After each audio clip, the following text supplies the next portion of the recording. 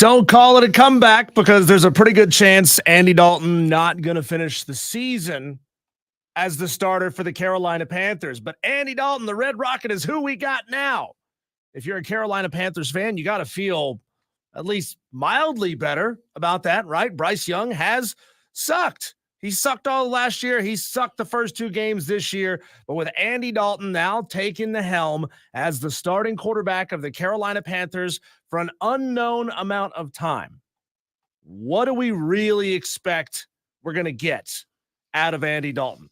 What do we really think this team is going to look like with Andy Dalton?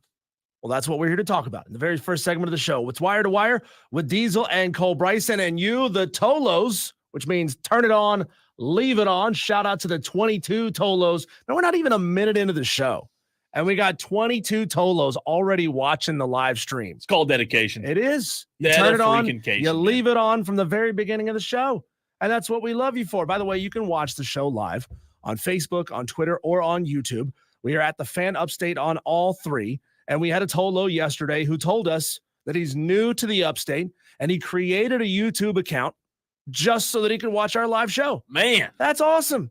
Which, by the way, if you have a Google account, like you already have a YouTube account, you don't have to create anything. So if you got a Gmail account, but you've never logged into YouTube before, go do it. Diesel, and find the Fan Upstate. I'm the world's worst at these Gmail/YouTube accounts. Really? I still cannot get logged into the Fan Upstate YouTube. I'm telling you, I'm somehow ignorant to understanding how these things connect to YouTube, a Google account. YouTube's the same thing. Oh, it's our company. You got to put in a thumbprint. That's what I'm saying. You got to do all kinds of weird stuff. I'm not good at this stuff.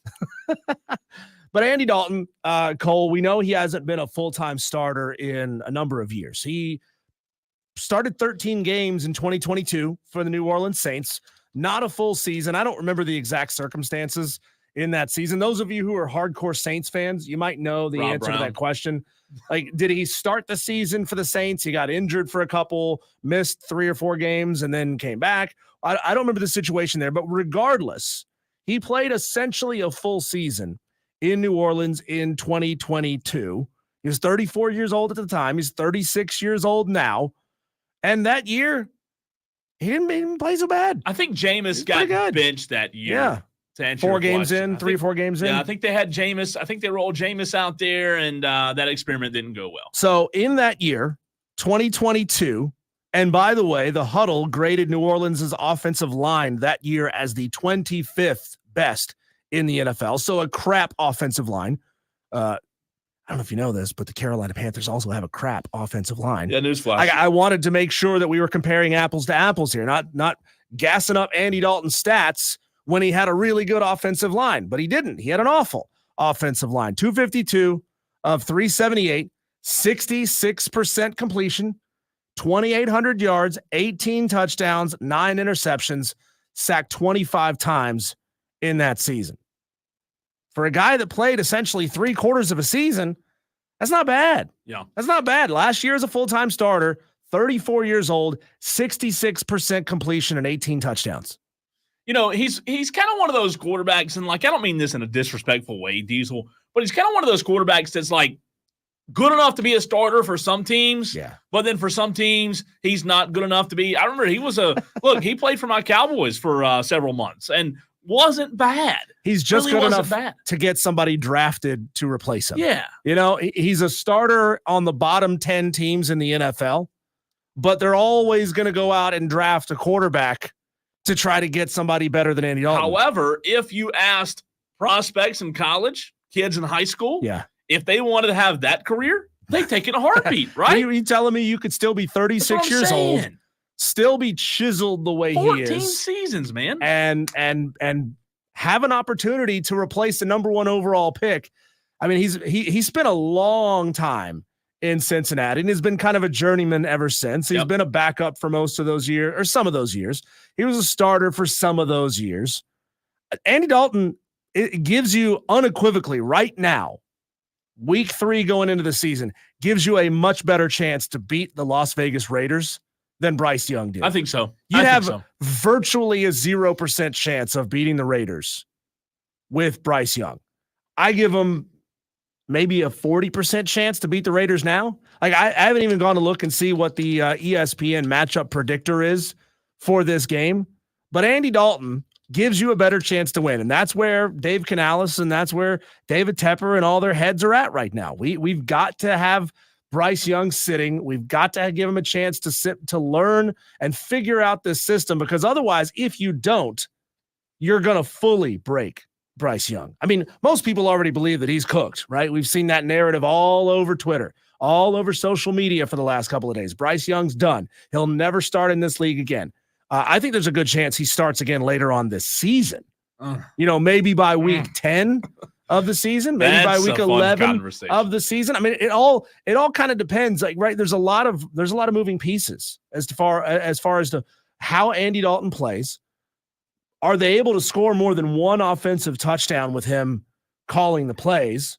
I mean, we know that he's a veteran who's been in this situation many times. Second year in Carolina, first year under Dave Canales.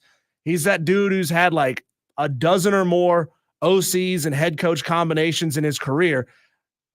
Andy's going to pick up this offense really, really quickly. I think he will. What's interesting is Andy Dalton in his career, Diesel, has been in situations where he now, like, he's the old guy on the block now, right? Yeah. He's not the guy that was getting replaced by Joe Burrow when Joe Burrow got drafted.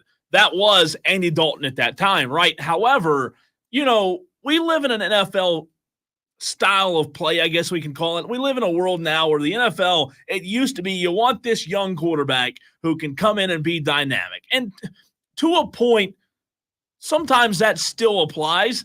However, I think we are in an era in the NFL, Diesel, where the older quarterback who's seen more of the game, who's the veteran, who's had time under his belt, who's able to read defenses, because we know that Peyton Manning was still able to win a Super Bowl at a very old age. Couldn't even turn his head. He was like Batman in the first Dark Knight movie. Right, because of what? Because of his brain. He had a great football IQ. So if we're looking at the positives, I do believe Andy Dalton will be able to read defenses. His experience that he's had, 14 seasons in the NFL, it's definitely better than Bryce. Is Andy Dalton, in my opinion, going to come out here and absolutely light it up? I don't think so because of what's around him. I think Panther fans, Diesel, will still see that the team sucks. Regardless of Andy Dalton being the quarterback, the team still sucks. But it's a much-needed upgrade, and I think fans may be surprised with how well he does. So they scored, 10 points in week 1 in that 47-10 blowout to the Saints. They scored, 3 points last week in week 2. Just an awful performance. We know that now Andy Dalton is going to have some decent offensive weapons to throw the ball to.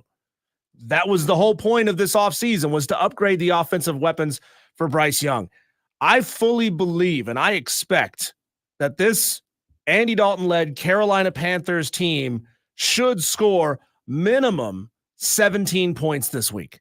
Now, I still say that only gives them about a 40% chance to win because the Carolina defense sucks and their best players are getting hurt and J.C. Horn is getting torched. God, how awful was that, by the way? We've talked all off season. This is a show me year for J.C. Horn. And then what happens? First quarter, gets torched for a touchdown. One good play where he forced a fumble. He did get an interception. Yeah, I'm sorry, interception. Yeah, he had the interception. So, hey, way to make up for it. But you're not going to make it for long in this league being cornerback number 1 if you're trading touchdowns for interceptions. That's just not how it's going to work, right? You can't go 1-to-1 ratio on those. But, our boss here, Cole, all the time talks to us about you're never as good as your best ratings book and you're never as bad as your worst ratings book because ratings can fluctuate. They're all over the place. It's dependent on a whole lot of factors, how you get rated in the radio business. And the same is true for quarterbacks in the NFL. You're never really as great as your single best season, and you're never as bad as your single worst season. Andy Dalton's worst career passing percentage, completion percentage, was 59%. And that was his last year in Cincinnati. And obviously we're not surprised that he got traded after that. But his career, he's a 63% completion guy, which ain't bad, which, by the way, would put him right now just below Dak Prescott and just above Will Levis as 20th best in the NFL. That's not going to inspire a ton of confidence. And I'm not trying to blow smoke up Carolina Panthers' backsides. I'm just saying that you got a decent, serviceable quarterback running the system this week. He's played behind really bad offensive lines, talking about that year, 2022 in New Orleans, had an awful offensive line, but he still only got sacked 25 times in that year. That tells me, number one, he knows how to roll out when he has to. That tells me he knows how to pick up blitzes, and he knows when to get rid of the football. 3 things that Bryce Young has been awful at. So instant upgrade for the Carolina Panthers with Andy Dalton. I realize he's older. I realize his skills may diminish a little bit. We won't know that until we have more than a game under his belt. Like, he only played 1 game last year. It is a week-to-week league. And what I think when you talk about Andy Dalton, I believe that most people would say that they agree that he is an upgrade. However, I do believe the talking point now, the conversation now, Diesel, is what do the Panthers have to see from Andy Dalton, not only this week in Las Vegas, but going forward to show them that, talking about 2024, not 2025, but 2024 on its own, what does Andy Dalton have to show for him to win the job? Because you said something a minute ago that you think there's a possibility that Bryce Young may be back as the starter later in the year. I'll say, if you told me that Bryce Young is back, let's just call it 4 to 6 weeks from now, I would tell you that's not a good sign. I think the best case scenario, and you may disagree, Panther fans may disagree.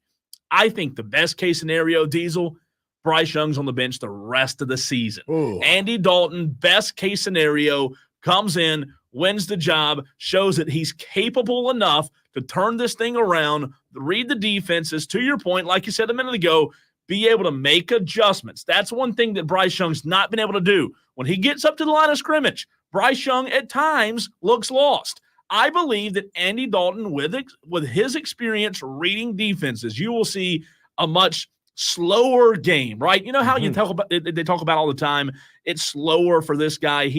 It's his 2nd year in the league now, or 3rd or 4th year in the league. Things do slow down, and I believe that you'll see Andy Dalton in this offense more efficient because ultimately the game is slower for him. Well, we remember that audio clip of Tom Brady a couple of weeks back saying that we've dumbed down offenses so much for these new guys because they're not ready to play. And it feels very much like we're still in that situation with Bryce Young. Obviously, different players, different quarterbacks develop at different rates. CJ Stroud took him a couple of weeks to get going last year, looked really good by the end of the season, looks pretty decent so far this year. Bryce Young might be that guy that needs 2 full seasons to get it right. And I'm still of the camp that rookie quarterbacks need. I don't care if you are the number 1 overall pick. I don't care if you're the number 2 pick. I don't care if you're the number 3 pick. You need to sit your ass down for a year at minimum to learn how to be a learn how to exist in the NFL, right? Like, everything's changing in your life. Imagine, going and being a freshman in college all over again, or a freshman in high school all over again.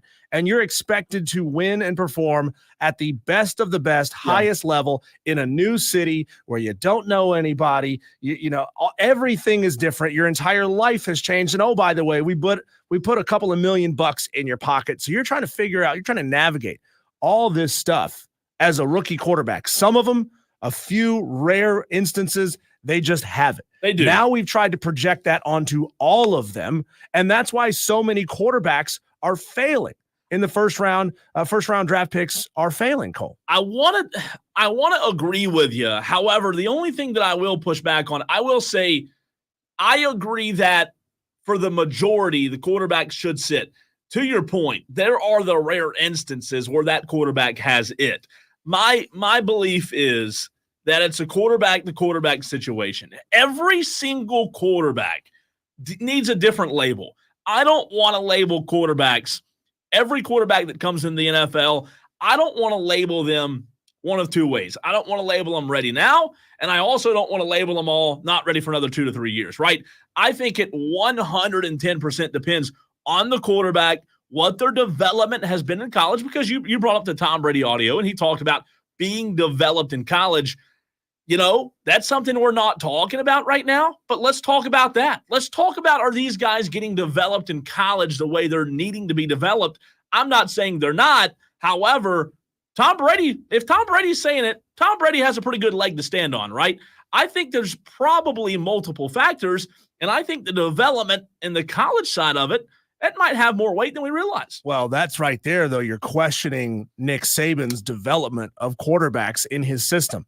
Now, I mean, it's hard to say I'm questioning Nick Saban, but also look at all the other quarterbacks that have come out of Alabama that have been not good in the NFL. I mean, if you want to label them system quarterbacks, that's great. You can go win national titles as a system quarterback all you want to, but being a system quarterback doesn't necessarily translate to the NFL. Well, you're right. And ultimately, look, does Nick Saban Diesel, did he care about getting players to the league? Absolutely. However, his ultimate goal is to win a national championship. And to your point, there were a lot of guys that he won national championships with that never stepped on the field in the NFL, right? So, it doesn't always translate, and that's one of the things that college and pro are two totally different games. When Tom Brady talks about development in college, you know what? They may be developed in college, but that development is not always going to translate into the league. So the Raiders looked bad in week 1. They scored 10 points in a loss to the Chargers. They gave up 22 in that game. Against the Ravens, they scored 26, and they won by a field goal. Yeah. I'm not overly impressed with the Las Vegas Raiders. Now, Carolina Panthers very well may make them look like world beaters, right? Because the Carolina Panthers defense sucks. So I'm willing to predict right here, right now on the show, 24-20, Raiders win, but the Carolina Panthers, offensively at least, look like they have a clue what it is they're doing. I don't hate that. You know what? I haven't made a prediction yet. I'm with you though in the camp of, and we're going to get to Rick in just a second. I am in the camp with you of the Raiders aren't over impressive. I've seen them. They don't look overly impressive this season. I do think the Carolina Panthers have a shot. Now, I'll tell you this. I think they'd have had a lot better of a shot, Diesel, if this were Andy Dalton's third game compared to his first game. If he'd already had 2 starts this year and this were his third game, I might even take the Panthers and say the Panthers do win because you've had time to build chemistry. You've had time to build relationships on and off the field with Dalton. Now he's being tossed in, not similar to the Baker Mayfield LA Rams role a few years ago, but still kind of tossed into the fire. Mark L.O. Ducks points out that ESPN's football predictor says Vegas has a 62.5% chance to win the game. Vegas 62.5? Mm-hmm. I thought it'd be closer to 50. But 50-50. I thought it would. What are the Carolina Panthers? I know. I'm not impressed either, but it's also the Panthers we're talking about here. Neither one of them. Yeah. All right, Rick and Greer wants to chime in on the renewal by Anderson of the Carolinas fan phone. That's where you can call in as well, 844-FAN phone. That's 844-326-3663. Our resident Carolina Panthers expert, Rick from Greer.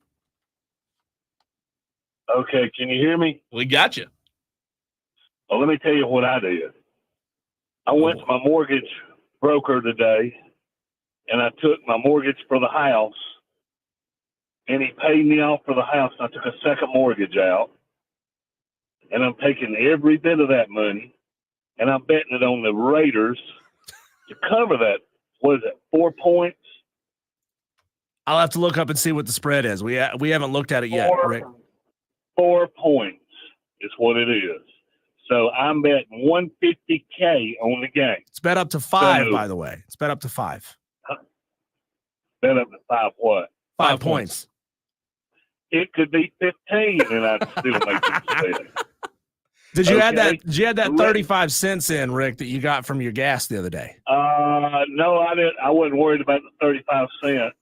I mean, I'm betting $150K my house on the Raiders this week. That's a lot to bet, but I'm telling you what, I'm that confident that the Raiders will take it. The Red Rocket I've seen him play, the Red Rifle, excuse me, and he can't throw worth a damn no more. And it's just the Panthers are awful. That's what it's about. And yes, I agree with you. Well, I got a phone call. Is that your mortgage broker on the line? That's the mortgage broker probably telling me that they're not going to give me the $5,000 for the house. But make this bet. I'm going to make this bet. So believe you me, Panthers will lose. Rick, we're going to let you go. We're going to let you take that phone call.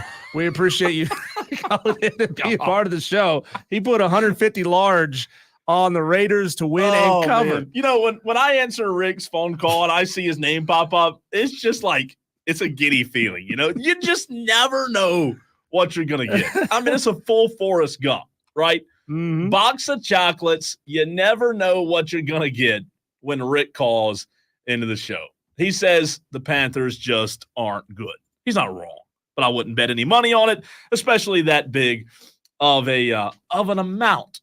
But all the power to you, Rick. We appreciate you calling in. High school football week 4 is just around the corner. Best games to watch tomorrow night. Our thoughts, your thoughts as well. If you have any high school football questions, we haven't done any high school football this week. We'll get to it next.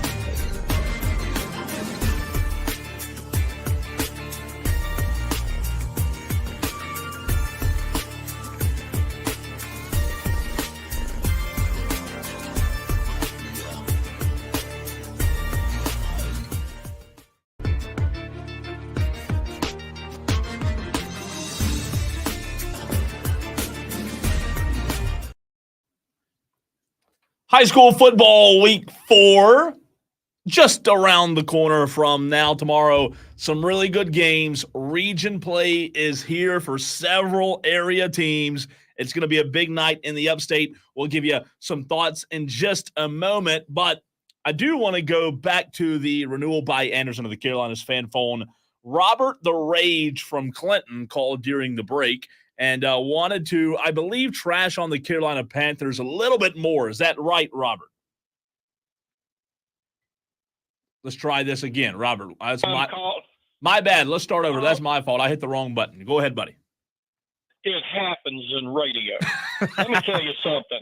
The Rage here, first-time caller, long-time pest. Call me Mr. Negative if you want, but I was at the very first game in Panther Stadium. Back in 95, I went in places in the stadium you ain't supposed to go because I was privileged. Like the women's bathroom? No, not that. But I did steal a golf cart and ride around. Anyway, made good money off of it at first. I was into merch. I was walking home with $500,000 checks every week. And I said, this is great while it lasts. Well, 20, almost 30 years later, that carnival ride is just about over. You're not going to see a winning season because why would this particular owner want to stay in Charlotte? He's doing everything he can to make sure they suck. Now, I don't know how y'all feel about it. And I know we're supposed to pull for the region, but let me tell you something. They were never the Carolina Panthers. They were always the Charlotte Panthers. That was Charlotte's team. And let's be honest about the area. They can't hardly support their traditional NASCAR anymore. They can't hardly do that. They are not a professional level city. They got the Charlotte checkered. Yeah, they're not. The Hornets are still, so what? The second time around. They got a AAA ball team. They got a AAA hockey team equivalent. That's all right. And they got NASCAR.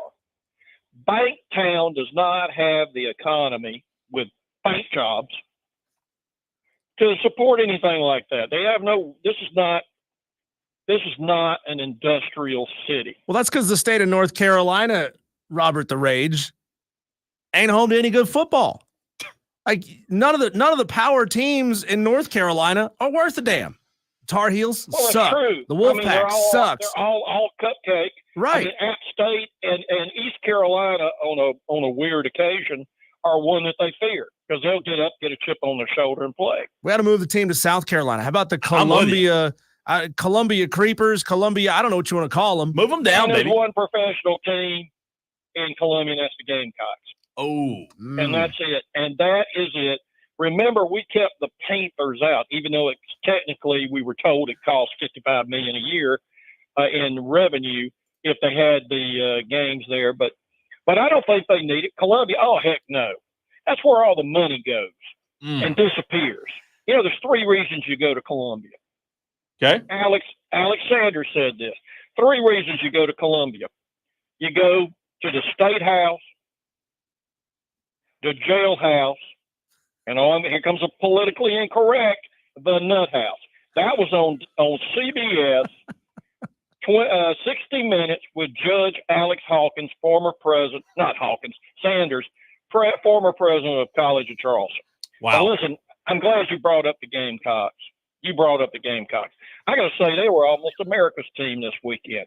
They did get hosed. I wanted to call in Monday. They got hosed. But, hey, that's what happened when Frank McGuire got them good real fast in the all-cupcake conference. Duke, they did some nasty stuff. Look at the videos. Kicking John Roach in the ankle when he had a busted ankle. They did all kind of nasty things. And they've always been that way. They're a bunch of jerks. I agree with you. And but I think, getting back to South Carolina, I think they became kind of, in a way, America's underdog team because Beamer did it without the portal. pretty much. It's almost like honest football. And I think they proved, even if they're in the lower tier, that South Carolina actually belongs in the Southeastern Conference. Yeah, they did in basketball and in baseball, sort of kind of that. But there was always a question, why did you get into football? And some people said it was the TV revenue. But I think the Gamecocks proved they need to be there.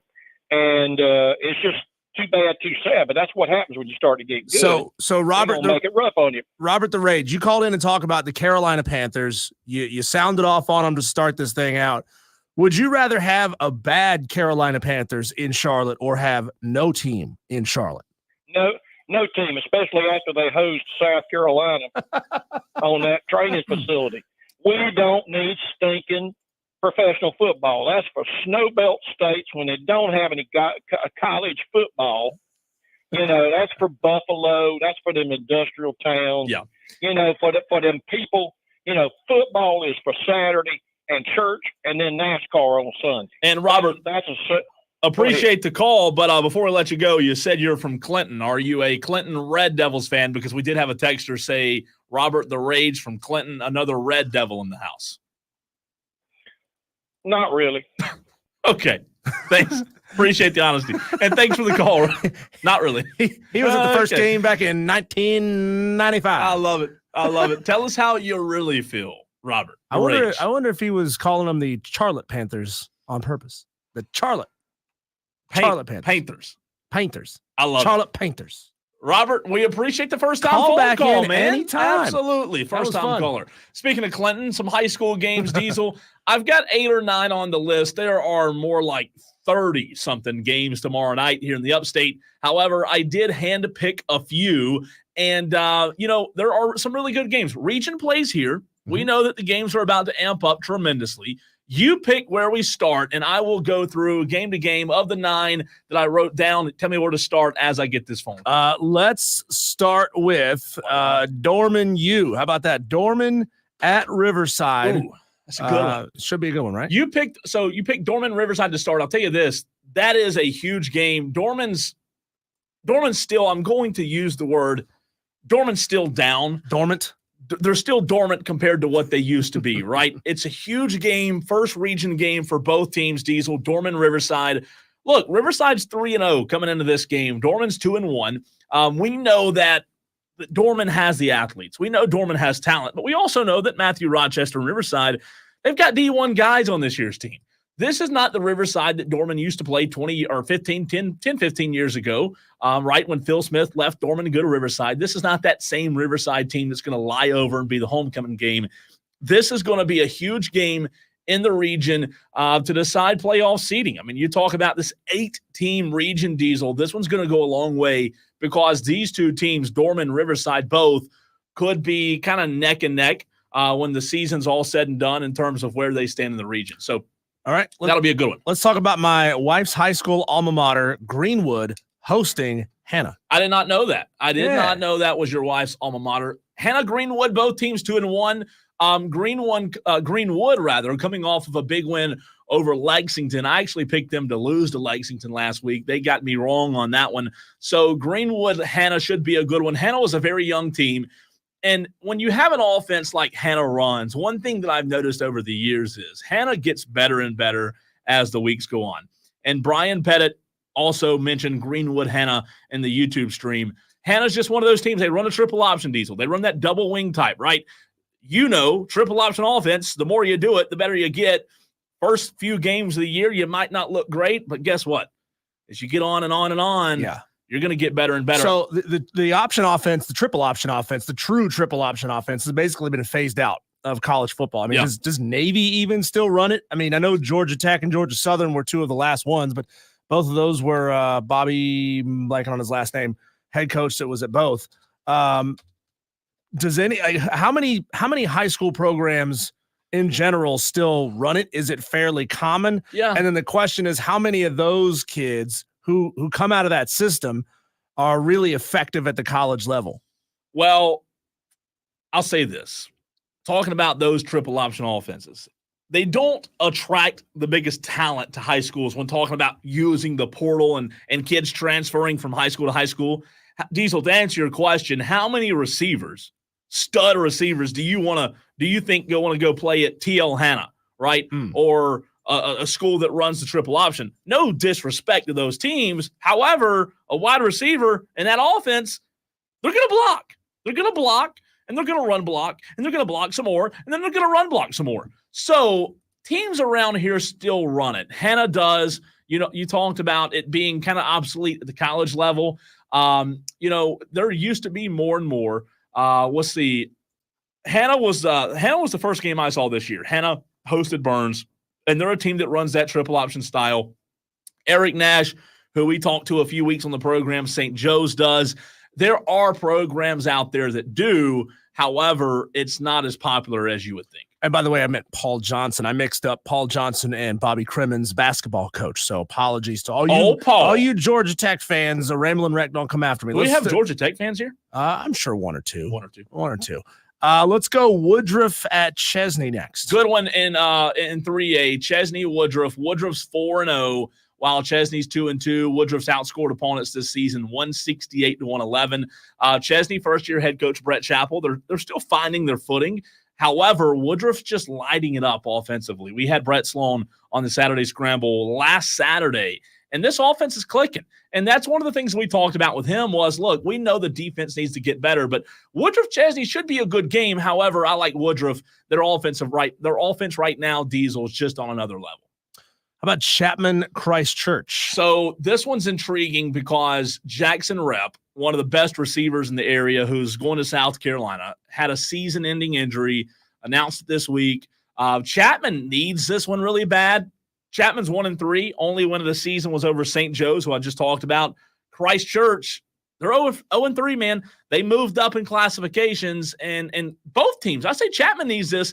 Christchurch needs it just as bad. However, not having Jackson Rep is crucial. We got time for two more, and then we'll get to Dewey. This one really fascinates me. Woodmont at Greenville. Greenville had been building into a very good football team and program over the last couple of years. They've started off winless on the season through 3. Do they get on the board tomorrow night? This one's a tougher game to pick. One of the ones that I really struggled with, I think they do. Alex Guest, my co-host on the Saturday Scramble, I believe picked Woodmont, so we're split there. I picked Greenville. I think they do get on the board, Diesel. You're right. They did have success under Greg Porter. Greg Porter now at Lawrence. Jay Beauchamp in his first year. They just don't have the talent that they did with Greg Porter. So I like Greenville. I think this will be a good game. Woodmont's still battling a lot of injuries, like 7 starters at one time were out, but it should be a good one. And then last one I want you to look at is Clinton at Daniel. Oh, Clinton Daniel. Be a good one. Daniel's always good. We know that. Clinton's always really good as well. They have been as of late. Daniel's 2-1. Clinton's 3-1. Daniel coming off of a bye.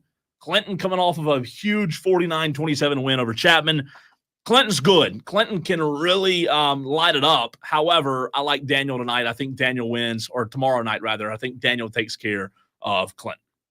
Let's go to the phone lines and get our daily Dewey. See, I'm throwing a little bit of a conspiracy out there that maybe, just maybe, our last caller and Dewey are the same person, because I heard some similarities in their cadence. I could be wrong. Dewey, what's on your mind? Have you ever been to Clinton? No. What do you got against Clinton? I've never been there. First of all, I don't. That Robert guy made me angry. Okay. And then y'all make me angry because y'all call me Robert. No, that's not my name. Second of all, he's wrong. He's wrong. Football should be on Sundays. He don't go to church. What's he talking about? NASCAR sucks. He probably watches deer hunting on TV too.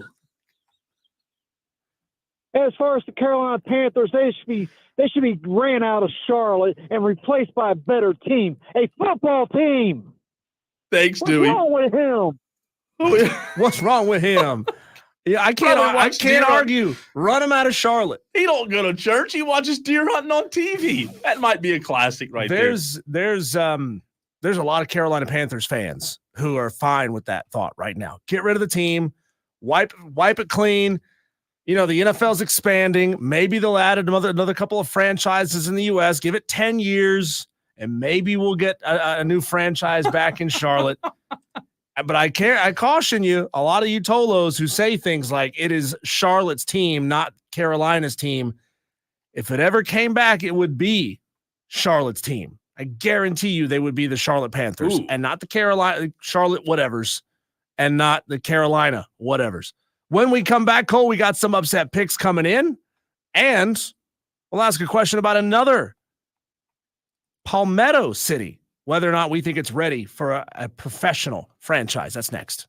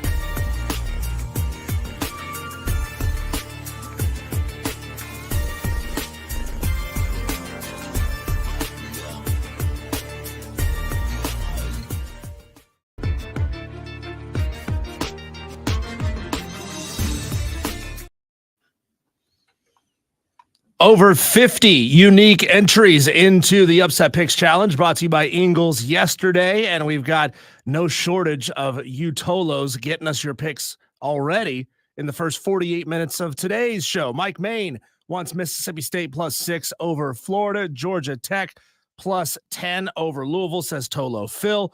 JD is taking Georgia Tech over Louisville +10.5.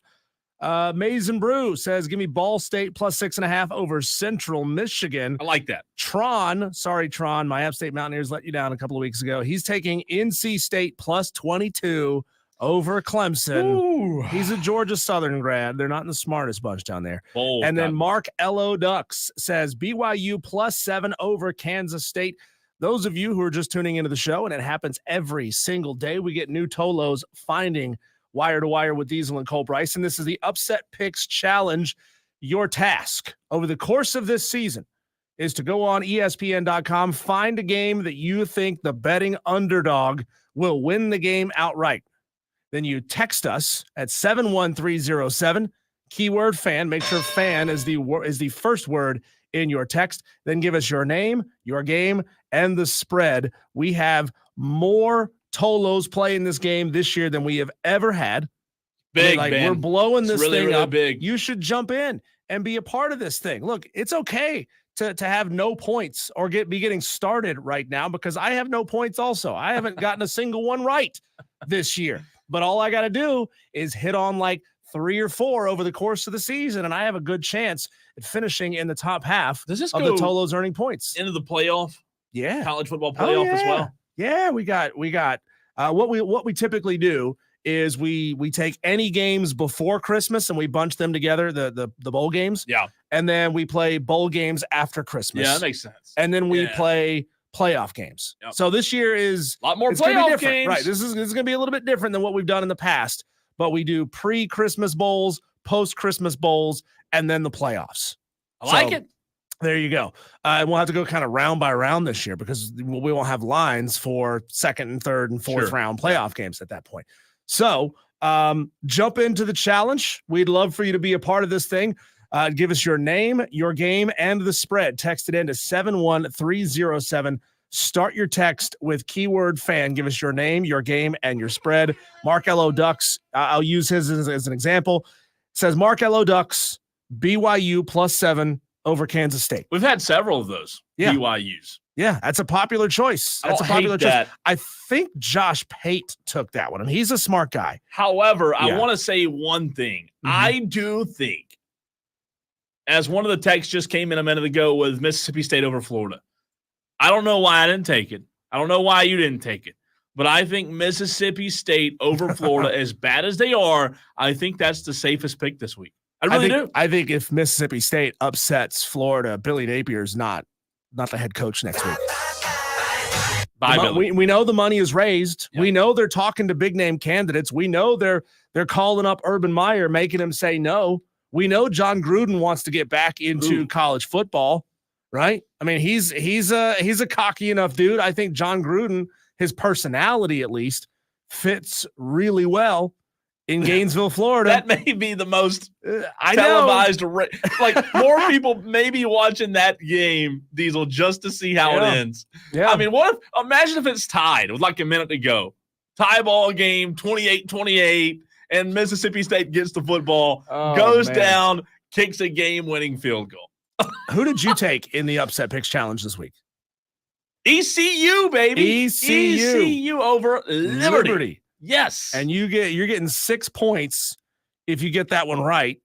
And you currently have, I'm going to look up on the spreadsheet that shows us our total number. You have 9 points. 9 points. You have 9 points. One last week. So you get that one, Cole. You're sitting pretty. You're sitting pretty with 15 points if you get that one right. Be what, middle of the pack? Which could jump you up to top 15. Be big in this challenge. Depends on what other people around you do up there as well. You know, you said it. It's a marathon. It's a marathon. Even if you haven't gotten into this challenge yet, you can still make your way up the leaderboard. Amazon guy hit like 3 weeks in a row. He missed last week, and you called it. You said Amazon guy will not call another correct upset pick this season, which means he could fall all the way back to the low 20s. Even if he forgets to pick, he could fall even farther than that. Because remember, if you don't pick at all, you lose 2 points. If you get one wrong and you already have points on the board, you lose 1 point. I like it. I'm excited. I'm an ECU. I'm the biggest Eastern Carolina fan ever this weekend. I mean, ever. Upset picks continue. We'll also have our high school coaches spotlight in the very next segment, as we do on Thursdays. We didn't last Thursday because, well, Diesel and I were bowling, and I was getting called mean names. But we'll talk to Matt Reels, the head football coach of the Bowling Springs Bulldogs. A huge game tomorrow night as the Bulldogs host the Gaffney Indians. High school coaches spotlight next.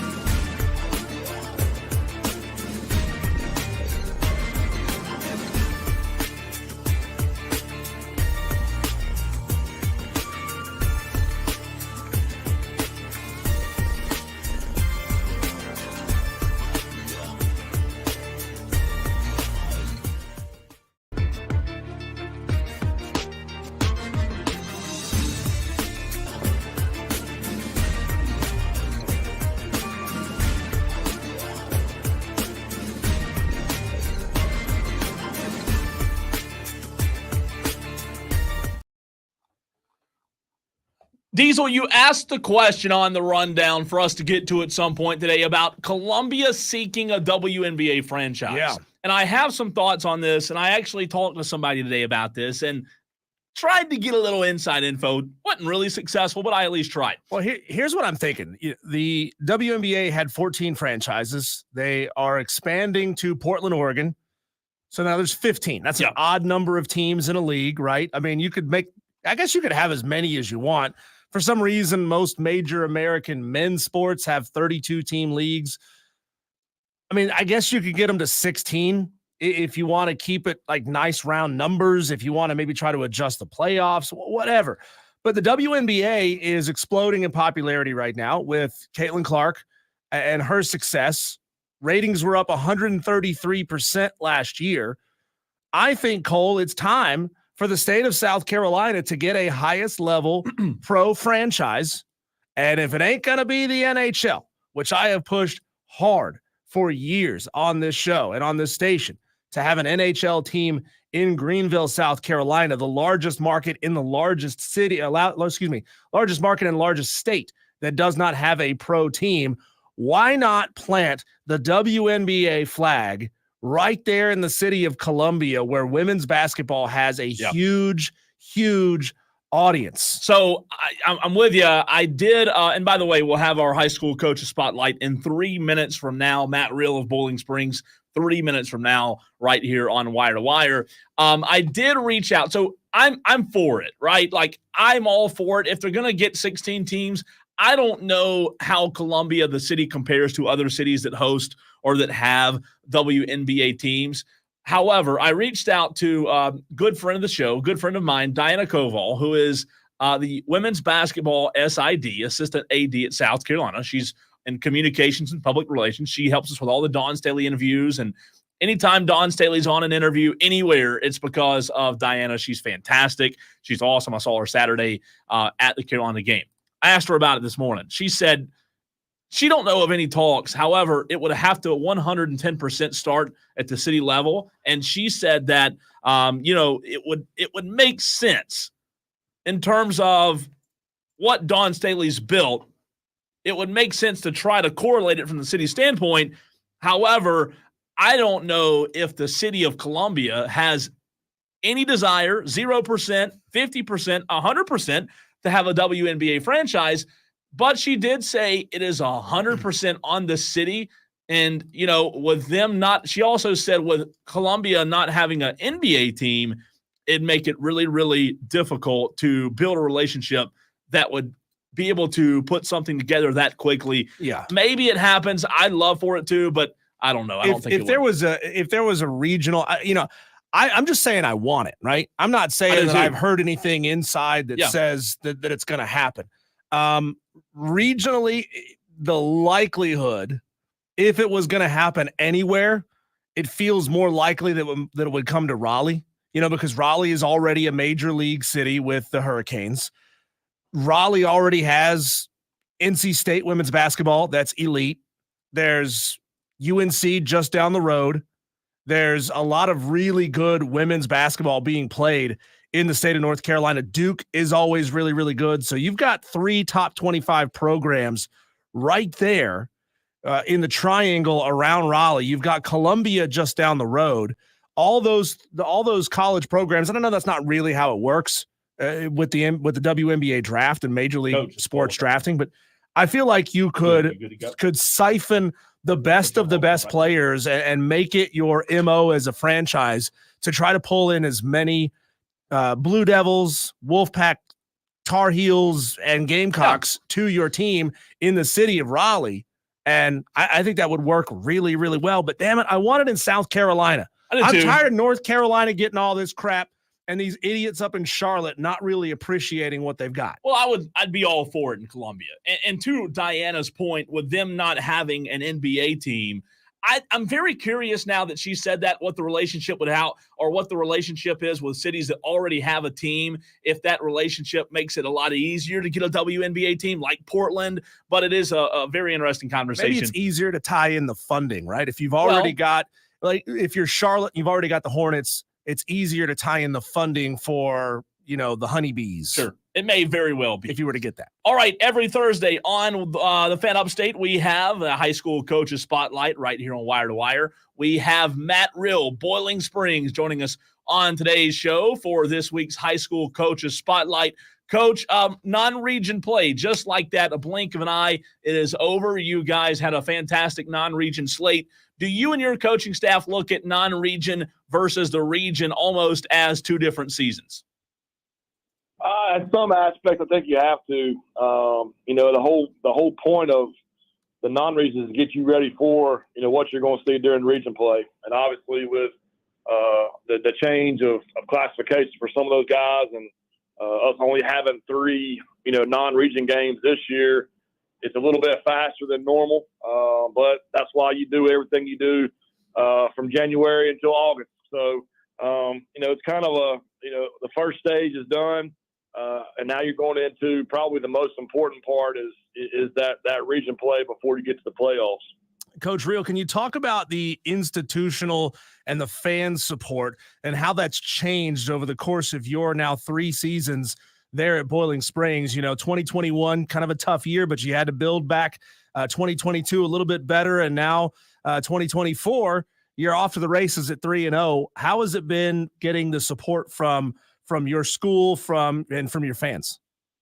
Yeah, I mean, it's been huge. I think the biggest thing was there was already a good fan base that's been established. A lot of people that are just lifetime supporters want the best for, whoever's here running the show. And I felt that as soon as I got here. But, there hasn't been a lot of wins, for a couple years before we got here. And that takes its toll, man, on the school, on, just the camaraderie between teams in the school and the expectations of, like what we have right now, those other teams talking about, us winning on Fridays and how they expect us to win and can't wait to celebrate and sing the alma mater and all that kind of stuff. So, for me, man, just having our kids to be able to have that excitement, have that support, not just from our inner circle, but now they're starting to get it from other teams, the teachers in the school building, our support staff here, our admin here.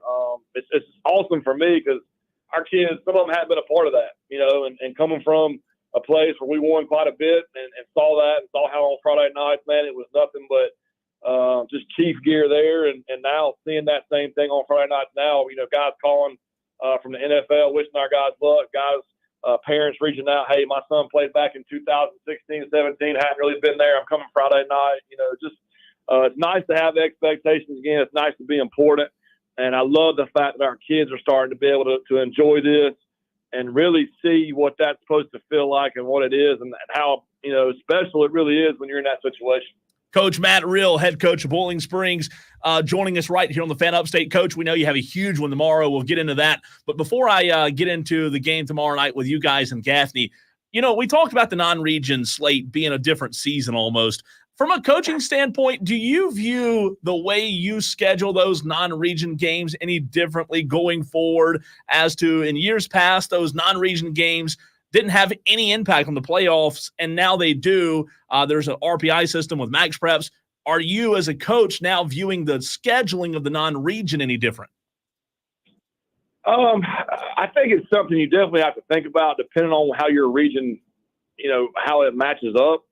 There's some regions that don't have, the quality of opponents that we have from top to bottom. And, I think if that was the situation, we might have looked at things a little bit differently than what we did. But, really for me, we're not really in that situation because we play such really good teams, such high-ranked teams, and we're playing the second team in the state tomorrow night. So, right out of the gate, you're getting that challenge.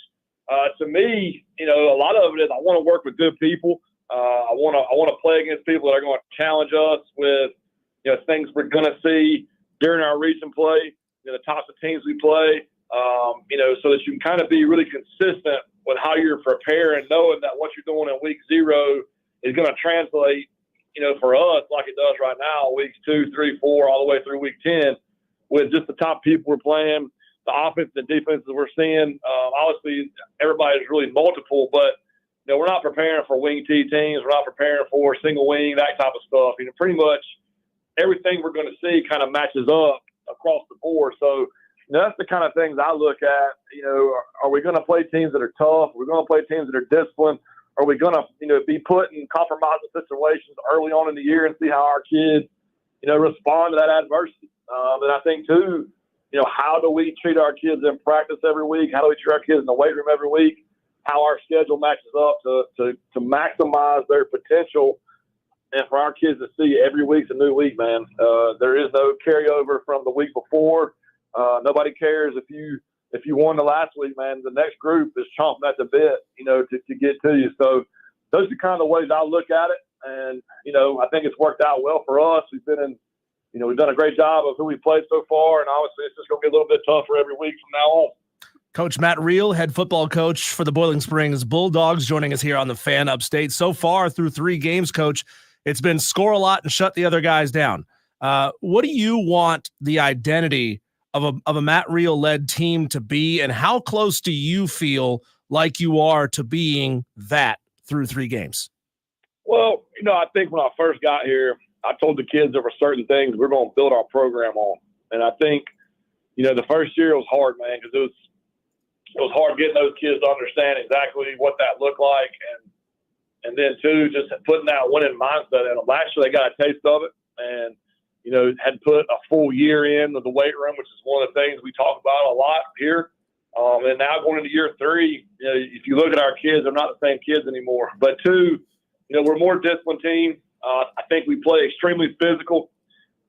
We've been very disciplined, and we've done a great job these 3 games of executing offensively at a very high clip, not turning the football over, not giving guys things. And I really feel like defensively we do a great job, of being disciplined with what we do, making guys really have to be, really good at what they're doing to be able to accumulate the ball down the field. And I think, we've talked about not giving up the big plays, make a high school football team have 10, 11, 12 play drives to go and score. And honestly, there's not a ton that can do that. If you watch the highlights on Friday night, most of the scores you see are a deep pass, a reverse, a bust, tackle, and a guy goes for 75 yards. I mean, those are the type of plays that are putting points on the board, and that's the things that obviously we're trying to create offensively. But, just be consistent, man. Be tough. Be great teammates. Love each other. Hold each other to a standard. Have expectations. And we talk all the time about, living to our standard. Our standard doesn't change based off who we're playing. It's solely based off of who we are, how we do things, and what we hold ourselves to. And, going into tomorrow night, it's going to be the same thing. It's a great football team we're playing, ton of tradition. Dan does a phenomenal job, and a lot of those guys personally. But it's about us, man. It's not about them. It's about us playing to our standard, taking care of us. And I really feel like if we do that, we got a great chance to win a football game tomorrow night. Coach, you referenced it. In radio, we call that a segue. I call that a great segue, referencing tomorrow night's game, Gaffney at Boiling Springs. It's a big one, probably one of the bigger ones in the upstate, as both teams looking for their first win in region play. This game, as we all know, will go a long ways in deciding where both teams land in the region. And a lot of people, including myself, think it could be for the region when it's all said and done. We know it's the first game, but, Coach, when you look at this matchup, what do you like? But also on the flip side of the coin, what concerns you? I just love our kids, man. I love the way we compete. I love the way we do things. I love the way we've met all of our challenges. I think we've done a good job. Again, like I said before, man, we got to play to our standard. I think with them, they can be explosive offensively. The quarterback throws it well. Got some receivers that obviously can give you some major issues. They're huge up front. And I think the biggest thing is, they know how to win. They expect to win. They've established they know how to win big ball games. And, I think for us, it's a great opportunity to get that signature win that you need that can really push you to special places in a program whenever you get to it. Really for me, watching them, we got to handle their pressure. They're bringing a ton of pressure on defense. Guys fly around. They have tremendous team speed on that side of the ball. And they're coached well, man. They're in the right place. They play hard. They do all the things you would expect a Gaffney football team to do. And they don't win for no reason, man. They got good players. They got good scheme. But we got the same. And I tell you, man, I really love our guys. I love just, how our program is built right now. I love our coaches. I trust our guys. And I'm very relaxed right now. It's kind of eerie. It's kind of weird But, I just trust the process of what we've been doing. I trust our kids. I trust our plan. We just got to take care of us, live up to our standard. Don't give them free things, make them earn everything. No turnovers. Special teams, I think, could be, a big thing when we look at, the end of the game tomorrow night. I think there could be some big plays to be made, and also to not let it happen to you. They do a great job trying to block punts, going after it. Saw that in the man film. So, just got to do all the little things right. In these big games, you can't give good football teams extra opportunities, and we got to make sure we don't do that tomorrow night. Coach, your quarterback, Lincoln Husky, was our player of the week last week or the week before. I always like to give coaches an opportunity to talk about the lunch pail guys on the roster. A glue guy that doesn't always get the stats, doesn't always get the headlines in the local papers. But can you give me a guy or two on your roster that really kind of embody that, the glue guys that don't get the stats but hold the team together, that are so important to what it is you're doing? I think we got a lot of those guys. I think we got some guys that are putting up some really big stats, early in the year, and obviously that's what everybody, their eyes flock to, and they should. We got some really good football players, but a guy like Jameer Wright can literally play every spot on defense except probably in the secondary for us. Lines up at nose, lines up at defensive end, lines up at defensive tackle, lines up at linebacker. Plays special teams for us, comes in and plays tight end when we need him. Just a phenomenal football player, very high IQ, endless motor. Does anything we ask him to do with a smile on his face, and really, he's everywhere, man. And kids like him, we got another kid named Gavin Calhoun, plays linebacker for us, plays special teams for us. We moved him around in the backfield a little bit against Chapman, scored a couple times against them. Just a hard-nosed, tough, downhill, fiery type kid, bleeds off on the guys around him. When you look at film, that's a dang football player right there, And then, offensively, I've got a kid named Grayson Crow who, we're a lot of formations, a lot of motions, a lot of things to get guys looking different ways so we can do what we want to do. And he's kind of the guy that fits all that together. He knows everything. He's a high IQ guy. We can move him around in different positions. We can motion him everywhere. Just kind of makes everything fit, the way that it needs to, offensively, so we can get to what we need to get into. But Cole, I can sit here and go on for hours, man. I know you ain't got that time, but when you have a good football team and you get to the point where we're at year 3 and you're changing things, I think it's easy just to see a lot of positives, and you just love them, man, because they're doing everything you ask them to do, and they do it with their smile on their face. And as a coach, you can't ask for much more than that. Coach, great stuff. We appreciate your time on our high school coaches spotlight this week. Best of luck tomorrow night against the Gaffney Indians, and we'll talk to you again soon, Coach. Appreciate it, brother. Go Dogs. Absolutely. That's Coach Matt Rill of Bowling Springs. If Diesel, that doesn't get you fired up, I don't know what will. You ready to run through a wall yet? I am. I remember covering a game at Boiling Springs years ago for another radio station, and man, you could tell they were kind of a sleeping giant at the time. And it's good to see a program like that coming back when you got a fan base who expects it, who went through a couple of years of bad times. Those are the beautiful type seasons that make you appreciate what it is you have and keep you so invested in the team. When we come back, Cole, I want to give all of our Tolos a chance to play the what if game. What if with your favorite pro team, NFL, college, baseball, Major League Baseball, whatever it is, if your team could just get this right, they'd be good. What is this for you? Text in 71307. Let's prime the pump. Start your text with keyword fan or get on the phone lines. 844-FAN-PHONE. We'll get to that next on the Fan Upstate.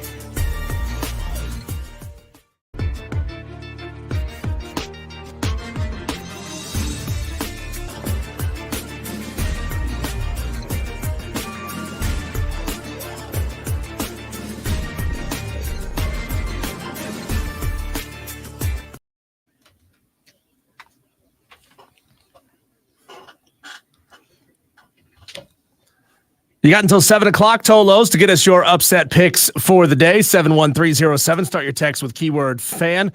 Pick a betting underdog to get the outright win, and you could score some points in the upset picks challenge. Brought to you by Ingles. Text us your name, your game, and the spread. JB Brown says, give me East Carolina +6 over Liberty. Let's go. Rolling with you. I like it. Ben in Simpsonville wants Kansas +2.5 over West Virginia. Tiger Pal Rachel says she wants Oklahoma +7 over Tennessee. I looked as at does that Brandon one. in Spartanburg. I looked at that one, Tiger Pal, as well as Brandon. However, man, I'm high on Tennessee right now. I'm high on them. Me too. I like Tennessee big. I did too. This to me, not to get on a tangent on Brent Venables, this is a prove it game. Yeah. Like, this is a game where if you want us to look at you as one of the top powers in the SEC, you lose, that's fine, but you better keep it close. He's had, 3 seasons? Is this his third or his fourth season at Oklahoma? Third, right? 3 seasons in Oklahoma. That's they came from the Big 12 conference, didn't play a lot of defense. Now you're playing against, you were brought in because you were the defensive guy. Now you're playing against an elite offense and an elite quarterback in Nico. Can't even bother to pronounce his last name. NIL Nico is what I call it. NIL Nico.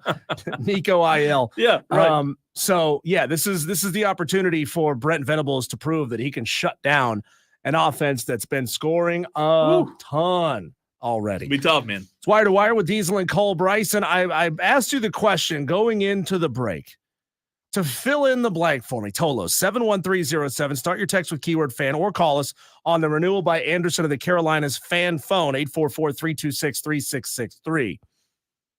If your team could just get blank right, they'd be good. And I want you, you can call in and say Dave Tepper if you want to, but that's kind of low-hanging fruit, right? The surface level. That's surface level. I want you to go a little bit deeper on this conversation and give me something real. Like, if they could fix this, they would be pretty good. It's surface level, but it's true, right? Well, yeah, it's surface level, but it's kind of like the umbrella cause for everything that's gone wrong at Carolina. Oh, boy, this is a loaded. You like loaded baked potatoes, Diesel? Yeah. Well, this is a loaded freaking question. I like my baked potatoes twice baked. Yeah, way better I'm than a fan regular. of that. Yeah. I'm a fan of that. Way better. So I'll start with the Carolina Panthers. Okay. How about that? Carolina Panthers are my team. Even though I wish I could do everything I could to disown them, I'm a North Carolina boy. I was 11 when the Carolina Panthers announced that they were getting in a franchise. I used to memorize how to draw the Carolina Panthers logo. I used to draw it everywhere. That's hard. For you, it's easy. It's a star, right? Just wop, wop, wop, wop, wop, done. 6 lines, star. Right? But,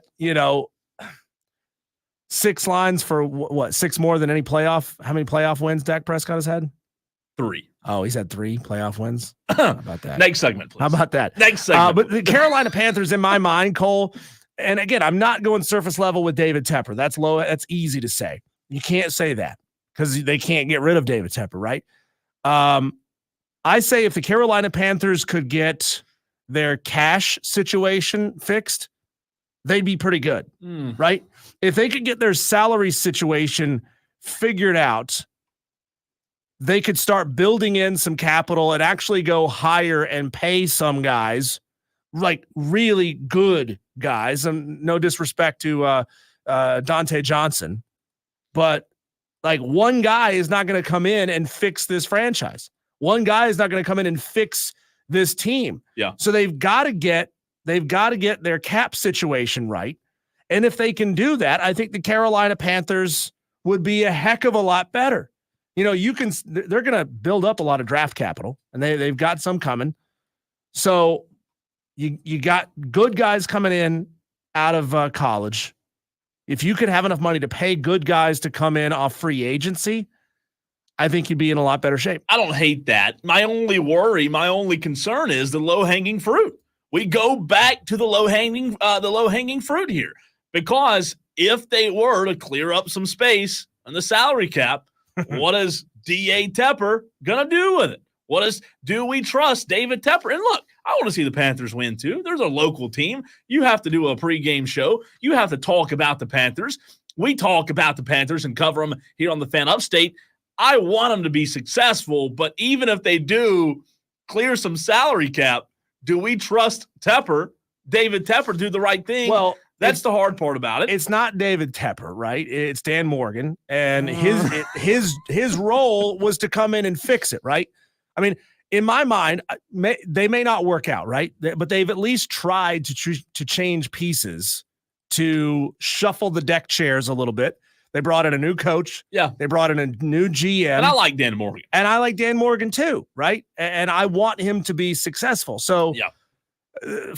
Fitterer and Rule and all those guys before them, they made some horrible decisions when it came to overpaying guys that they shouldn't be overpaying, and then taking on too much debt, and then not offloading it onto other teams when they've traded some of their best players out. So I feel like Dan Morgan now knows what the problem is. Okay. He's just got to fix that problem. So I will tell you from my fandom here, okay? This one's going to be a tough conversation to have. But your question, the segment question is, if your team could just get this right, they'd be good. Well, I will tell you, Diesel, if the Cowboys could figure out what this is, they would have won a Super Bowl by now. It's been 28 years since the Dallas Cowboys have last won a Super Bowl. My team's the Cowboys. If you didn't know, on Monday, you weren't here, but I had a text line full of how about them Cowgirls? I mean, they lose, and everybody comes out of the woodworks, right? You love them or you hate them. The reality is, with my team, and again, I'm sure in 13 seconds I'll see Dale's name pop up on the phone lines. But the reality is, Diesel, as good as the Cowboys have been for the last 28 years, as good as teams as they had, if they could answer this question, if one person, the owner, Stephen Jones, Mike McCarthy, a fan, somebody in the Walmart parking lot across the street from AT&T Stadium, if somebody could answer this question, maybe they'd be back. The only thing you can say is, because a lot of people say it's the owner, a lot of people say it's the coach, a lot of people say it's the quarterback, right? Everybody has a reason the Cowboys haven't been good. I will say, regardless of all the factors that go into it, if you're making me pick up this, I'm going to say it's been the lack of preparation and execution in the postseason. What does that go back to? You may argue that goes back to coaching. You may argue that goes back to the stars who are getting paid the most money showing up when they need to show up.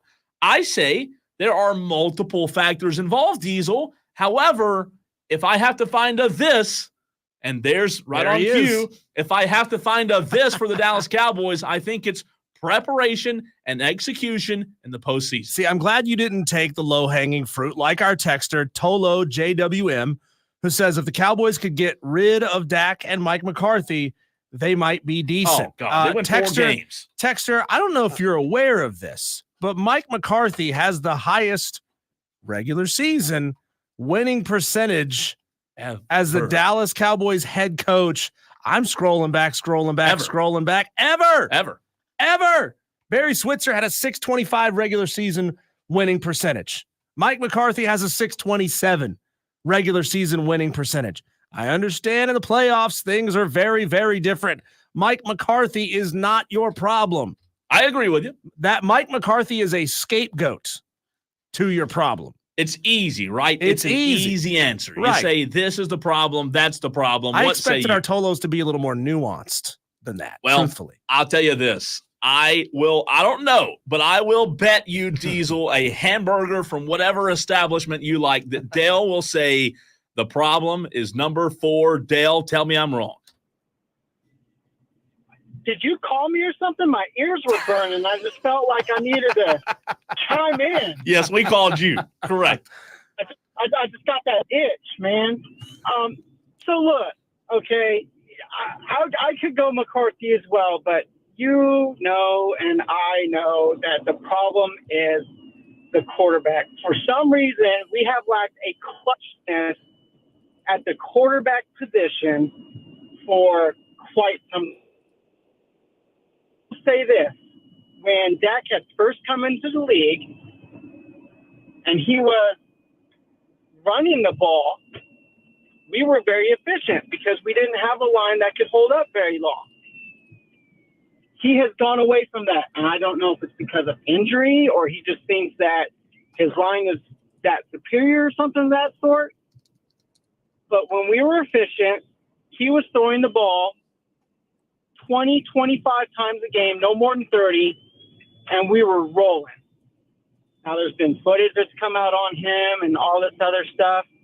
But for some reason, in the playoffs, the sphincter goes, and it's over. I'm with you. When he was running the ball, we were deadly because you had to keep a linebacker out to keep an eye on him. Yeah. So Dale, I want to get your thoughts on this because this is something I've thought about Jerry Jones for a long time.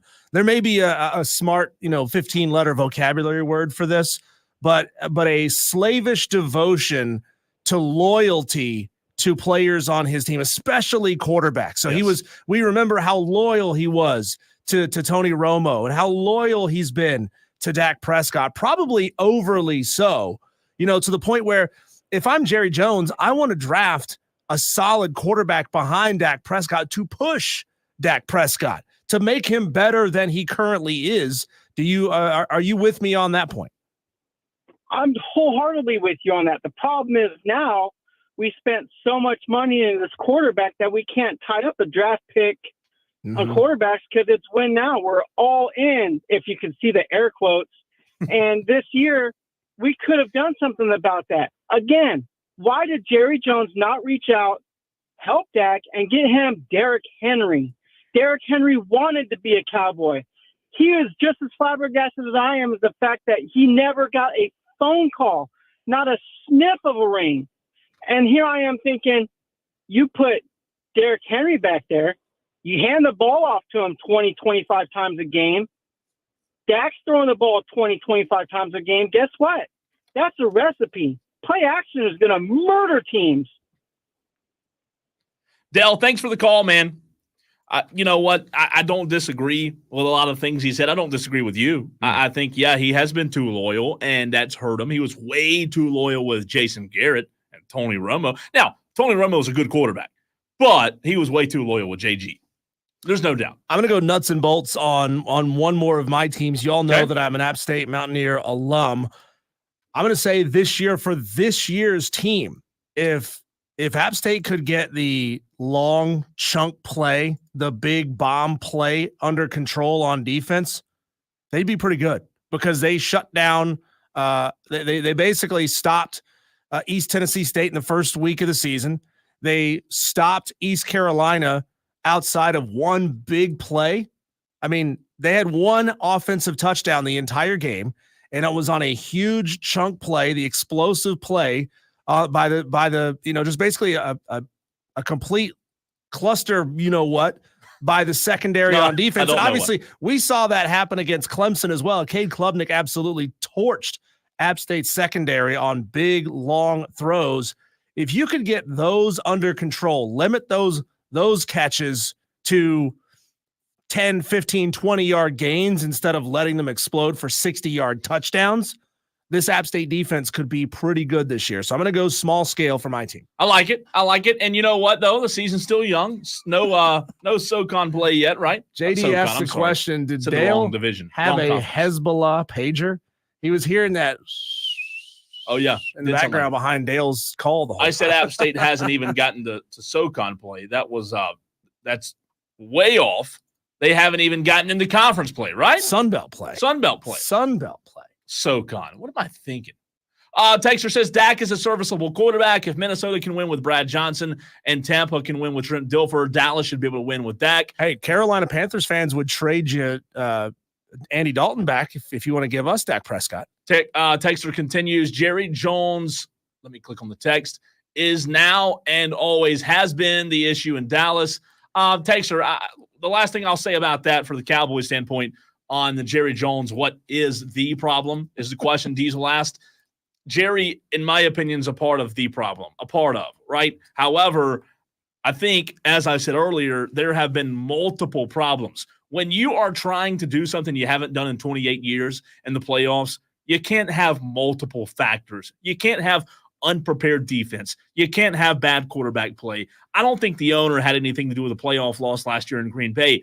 But the problem is, Texter, they have had way too many bad, or let me phrase it this way. They've had way too many bad things happen. All of a sudden, it seems like every single year when they do get to the playoffs, when they reach that point, the tables turn. They have too many bad things happen at the wrong time.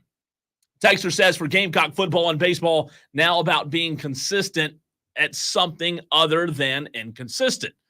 Texter says, Coastal Carolina plus 20 against Carolina Panthers. That's bad. That's bad, Texter, but funny. Yeah, it feels like Carolina Panthers are going to be the butt of that joke this year. Yeah, whoever the best, Georgia, Tennessee, Alabama, Texas, whoever, the joke will be, how bad do we think that team would beat the Carolina Panthers? Yeah, I guess we can't say they're bad jokes anymore because they kind of deserve them. But it's a good question. The Panthers are the joke. They are the joke. And to put a bow on my team, I believe they're close. I believe they've been close. And I know Dale's always a frustrated Dallas Cowboy fan, as am I. But I don't think Jerry Jones is the entire problem in Dallas. But it's a great conversation. And I believe we could probably spend the whole show on it. I mean, what do Mad fans want to do? Mad fans want to tell you how mad they are, right? Patriots, Jets tonight. Aaron Rodgers, Jets, contender in the AFC. After what we've seen, what say you? Next.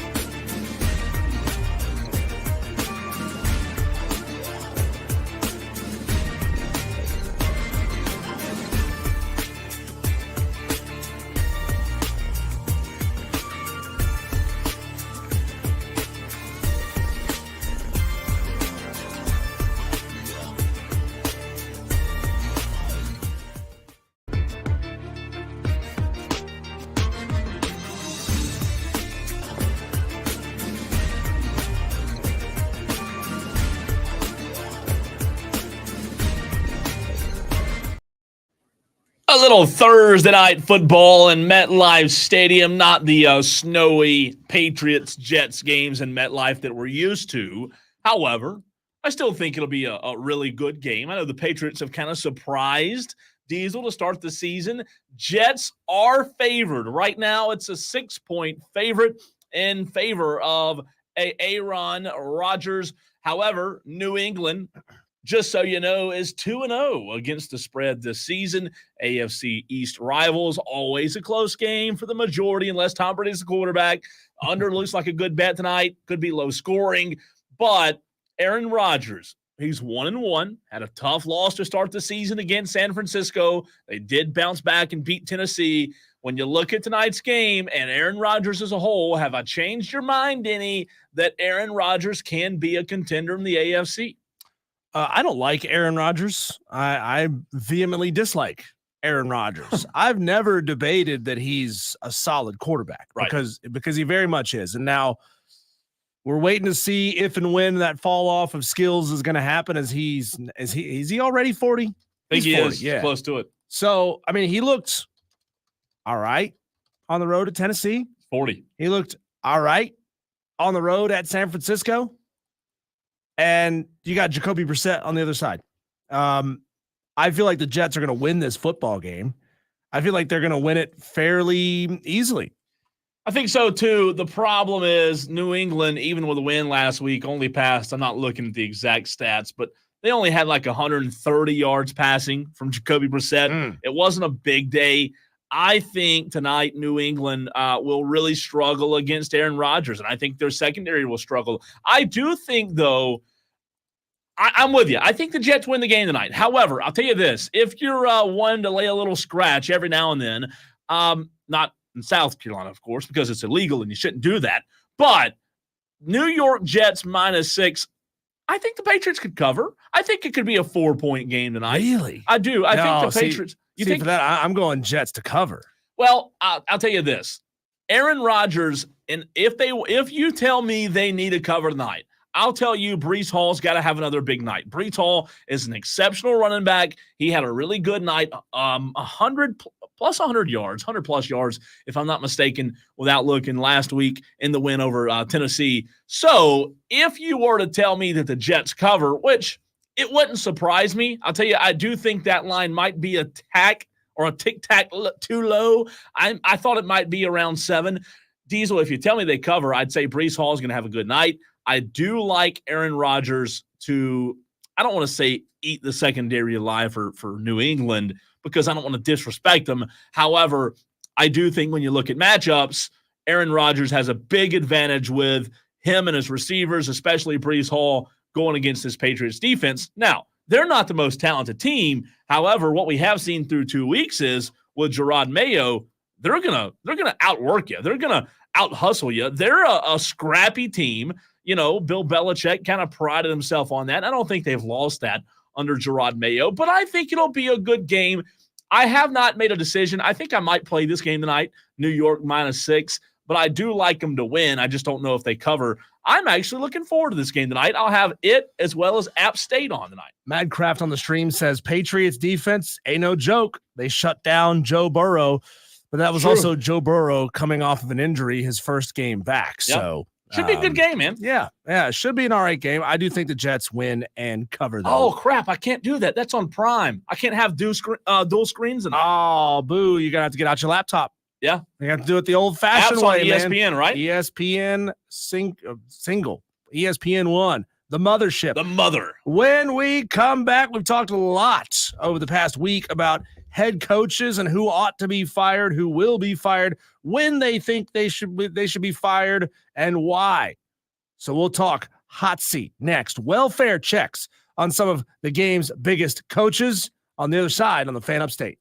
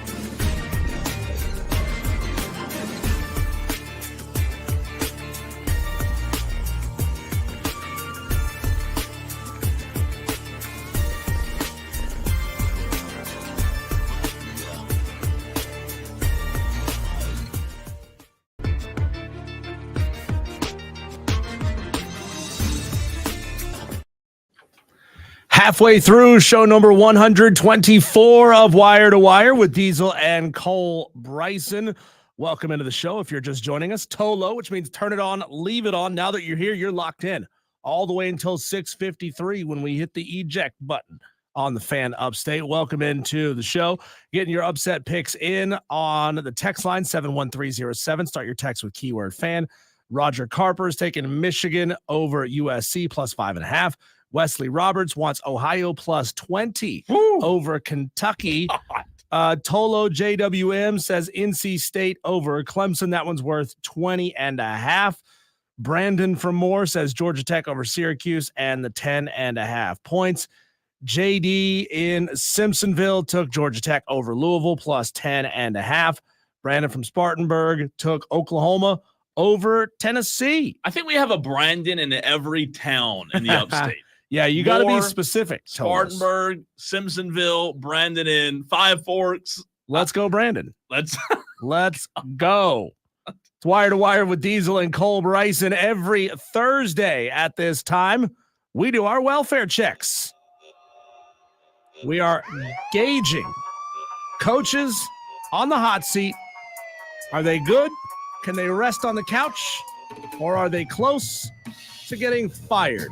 Ooh, big question. No coaches this year are anywhere close, especially in Gainesville, right? No, the state of Florida, everything's well down there. Everything's stable. Everything's good. So let's start right there in Florida. Tallahassee, to be exact. Mike Norvell, head coach of the Florida State Seminoles. But for how long, Cole? You know, Mike Norvell, looking at what he's done this year, not just as a sample size of this year, but also having to factor in, having to consider what Mike Norvell has done in previous years. You and I talked about this just a few days ago right here on Wire to Wire. And has Mike Norvell been horrible this year? Yes, he's been horrible. I don't know what you put as his biggest flaw in 2024. I say him not finding another quarterback somewhere in Tallahassee is his biggest flaw. However, open tryouts on campus, would you? Anybody, you, me, Diesel, anybody, Tolos, anybody, Melissa, anybody can play quarterback better than DJ. However, I cannot forget what he did a year ago, and I understand right now, especially in the state of Florida with passionate fan bases, it's a what have you done for me lately world, right? That's the society we live in. However, I can't forget about last year. I think Mike Norvell, in my opinion, is about a 6.5 out of 10 in terms of the hot scale. Not the hot seat, but the hot scale. It's pretty hot. 6.5 is pretty hot, right? Yeah, I would agree with that. The problem with Mike Norvell is that he can't recruit elite talent at a high school and develop them. So the situation that Mike Norvell finds himself in next year will be the exact same situation that Mike Norvell is in this year. Not good. And was in last year, which means you got to go to the portal. You got to throw a lot of money at somebody, and you got to hope like hell that it works out. It worked out for you in 2023. You were good. You were great. And then your QB got hurt. Yeah. This year, you tried to go to that well again. For whatever reason, you put your trust in DJ Uiagalelei, and he has screwed you in a big, big way. So now the microscope is squarely on Mike Norvell and his ability to go out there and find a good quarterback. It's a tough situation. It's almost like in basketball, Diesel, living and dying by the three, right? If it's working, you're the best team ever. You're the hottest team in the league. You're a genius. You're the freaking man. Nothing can touch you. You just can't be stopped. However, with those teams that shoot the three ball, when it gets cold, buddy, things go south quick. And I think that's the same thing with the transfer portal. I think Mike Norvell has shown that. That's why I do go back to the conversation of having a good mix. I think you have to have a good mix of portal guys and, to your point a minute ago, good recruits, which he really hasn't done a good job on. So we got a text here. Shocker, texter didn't put their name on it unless Strange is the moniker that you want to go by. But Texter says regarding Florida State, it's almost like using the transfer portal got him into trouble. Strange. What do you mean by that, Texter? What do you mean? Why don't you make your point a little more plain? Would you? I know what they mean. I know exactly what he means. I just want he or she. I'm not here to judge or discriminate. Or they, them. I don't know what you go by. But what are you trying to say? Are you trying to put out an "I told you so"? Are you one of those "I told you solos"? That's a good one. I like that. I told you so tolos. I told you solos. Who want to tell us that because one program has been burnt to ashes by overusing the transfer portal, that Dabo Sweeney is some kind of genius because he doesn't use the transfer portal. Jordan from GE. Thank you, Jordan from GE, for texting in. He's trying to use one program that used the transfer portal to tremendous effect last year and saying that because it hasn't worked for them this year, that makes Dabo Sweeney a genius. Good God, don't pull a muscle reaching so far, Jordan from GE. You don't know exactly that's what he's saying, but you can imply. No, I know that because he says, yes, I told you so. Well, I'll say this. One program, I'll play devil's advocate a little bit. One program, you're right. It's just one. However, one program that should have been in the national championship conversation last year if they didn't get stuff in the playoff. One program is a good example of how other programs that aren't at your elite level model their program. So there are a lot of programs who looked at Florida State last year, Diesel, and said, you know what? The way they're doing it works. That's the way I'm going to do it. Well, now all of a sudden, a year later, they look like the idiot because they modeled Florida State, and Florida State's 0-3, right? I just really think it goes back to what I said, man. There's got to be a mix. I'm not saying Dabo's a genius. I'm not saying he's an idiot. I think there has to be a mix. And you and I have talked about it with Clemson. We're not asking Dabo to go use the portal the way that Mike Norvell does, but we're just asking him to be competitive in the portal, right? It can screw you if you overuse the portal. We're not suggesting, and nor have we ever suggested, that Dabo Sweeney should go all in on the portal. Now, he also brings up Colorado. That's a very different situation, Texter. That's a very different situation. That was a program that was completely bereft of anything resembling a roster that could play at the FBS level. And as far as USC, they're doing pretty good this year. Let's move on to our next one. How about Dave Canales for the Carolina Panthers? Ooh, that one's we have to go there. That's a sore subject. It hits close to home, as you might say, Diesel. Dave Canales, in terms of welfare check, is he still home or is he close to being fired? I say he's at a 2 or 3 maybe of 10. Look, is there going to be pressure? Yes. Should he lose his job? No. But his owner is bat bleep crazy. Yeah. I say I'm going to land on 2 out of 10 right now. I'm going to go a little higher than that. Okay. I'm going to go 4. Ooh. Only because it's Dave Tepper, right? He's going to say, Dave, I brought you in to fix this. Yeah. You are my not sure. I got this guy not sure, and he's going to fix everything. So now you brought this coach in. You've given him his first ever shot.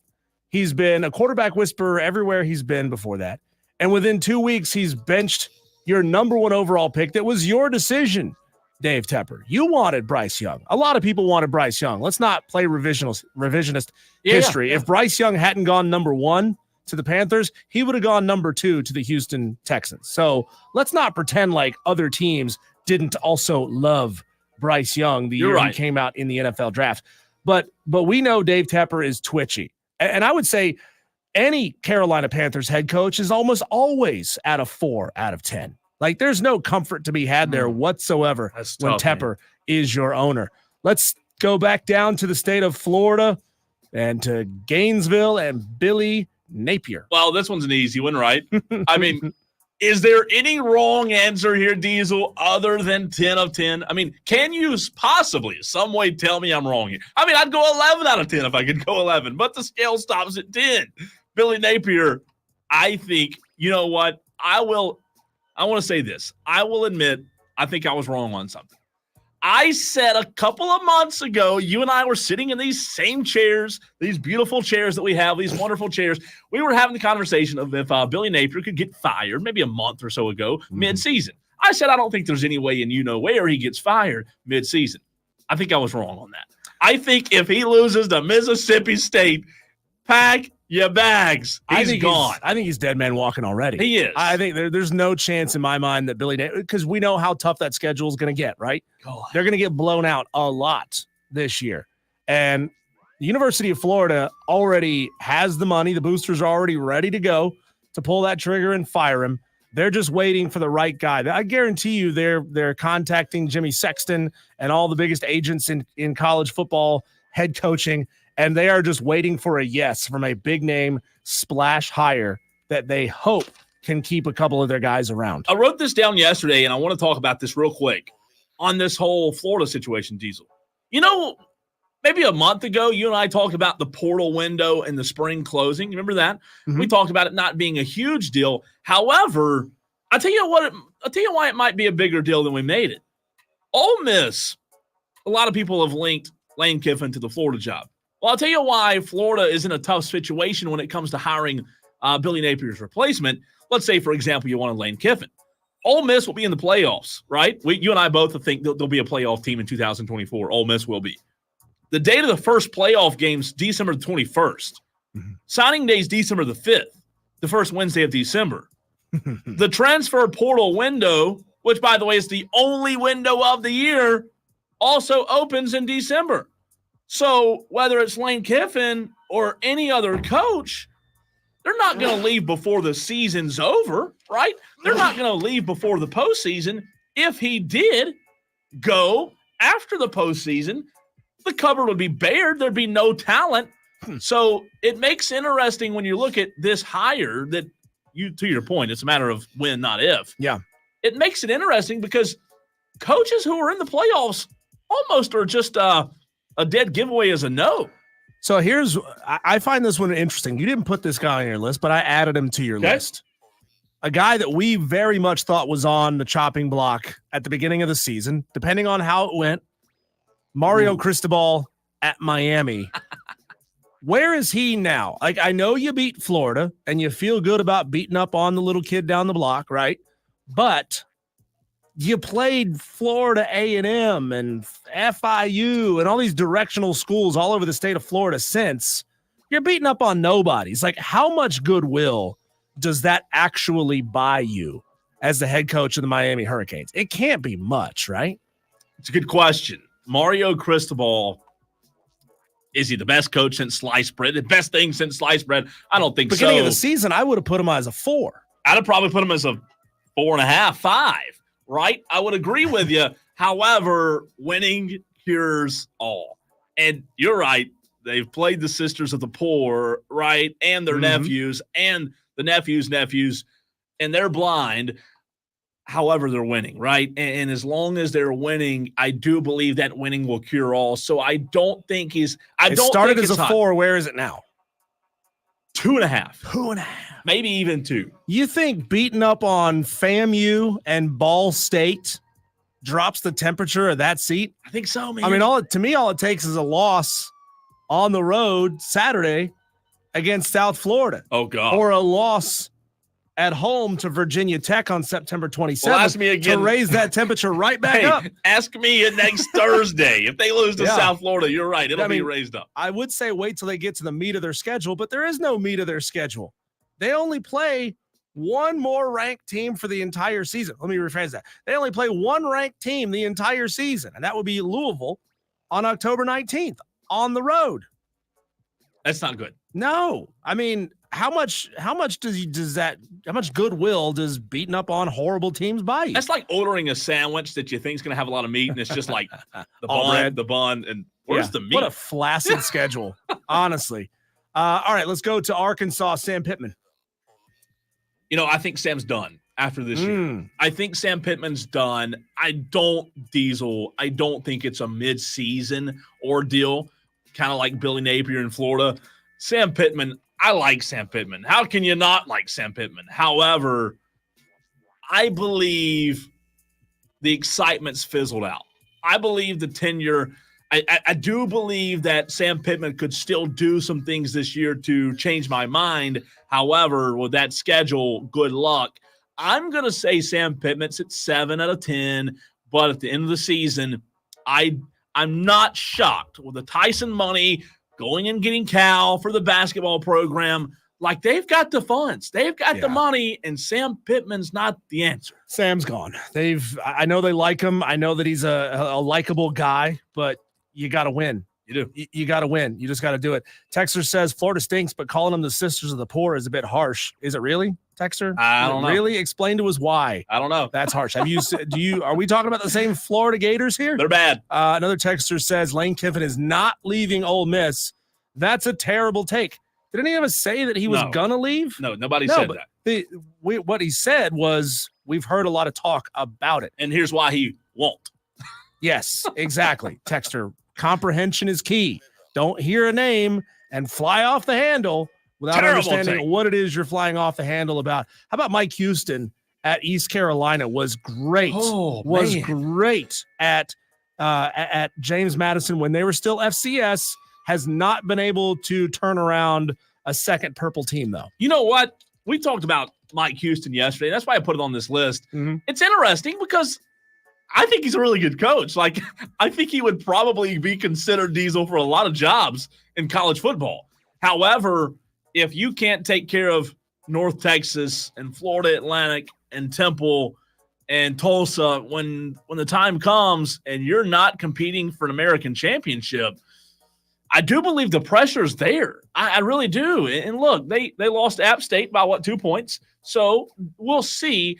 I'll tell you this, though, and this is why I like this segment being weekly.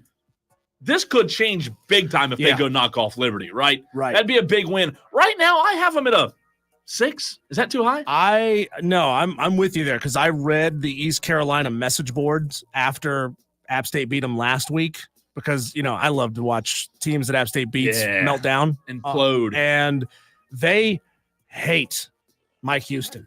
They can't stand. Oh, my God. Those fans cannot stand the sight of Mike Houston. Man. They say, why don't – they're picking apart everything. Like, why won't you look at the camera during the press conference, in the pregame interview? Why would you look at the camera? I mean, they're picking apart everything. They hate Mike Houston. I'd say he's probably sitting at a solid 8 right now. Beating Liberty, that's a team that Pirate fans feel like is very, very beneath them. They feel like everyone's beneath them at this point. I mean, I remember a couple of years ago, East Carolina fans legitimately thought they were a shoo-in expansion candidate for the Big 12. Like, they thought they were there as a program. They're not a fan of what Mike Houston is doing. They don't think that there's a whole lot of hope for Mike Houston to fix things in Greenville, North Carolina. And lastly, Cole, let's go to Doug Peterson of the Jacksonville Jaguars. This one's intriguing. Doug Peterson, I thought when they hired him, I was high on Doug Peterson. But I would say now with Doug Peterson, Trevor Lawrence, the start they've had, the way they imploded last season, and let's be honest, it was one of the worst implosions other than Philadelphia's last year in the National Football League. I'd say Diesel, his seat is hot, 6 out of 10. Trevor Lawrence is too good of a quarterback to be losing 2 in a row. I think there is some pressure on Doug Peterson. There should be. I mean, he's a former number 1 overall pick. He's got all the tangibles. Doug certainly turned things around from the Urban Meyer experiment, but not as much as he should have, right? They were awful. They were awful under Urban. Doug Peterson has elevated things, but not enough. I'd put him at a 5. Okay, I don't hate that. Put him at a 5. Needs to show something here soon. That's all I'm saying. There's just such wild inconsistency with Jacksonville under Doug Peterson. They started off real strong a couple years ago, and then they imploded down the stretch. All right, we're going to run to a break, but before we do, we will make time for Tom, who wants to talk some South Carolina Gamecock football. Tom, how you doing on this Thursday? Boys, I couldn't be happier. Today's Thursday. Gamecocks play football in 2 days. I ain't got to work tomorrow, so I'm going to keep it short and sweet, okay? Don't play Sellers Saturday night. Let Robbie Ashford play, and Let's get to 3-1. I think we're going to win the game 49-10. It's going to be a great night in Columbia. I was going to go, but I had to help New Spring Church with a recruiting event this weekend up in the upstate.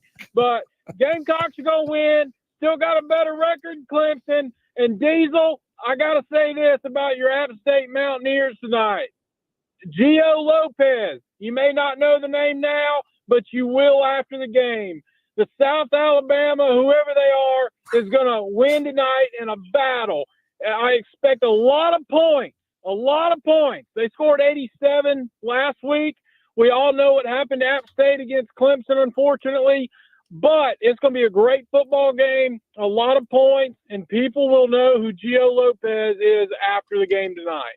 I'm not going to take that, Tom, from somebody who doesn't even know the mascot of the South Alabama Jaguars. By the way, they did it to Northwestern State. Before we even mentioned it on the show yesterday, Tom, I know you've never heard of Northwestern State, so you can't be gassing up.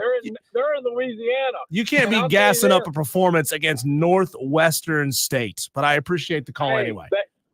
They scored more points against Northwestern State than any FBS team since 1994. Wow. So that right there is impressive. And Gio Lopez can sling it. He's a lefty that can sling it, Diesel.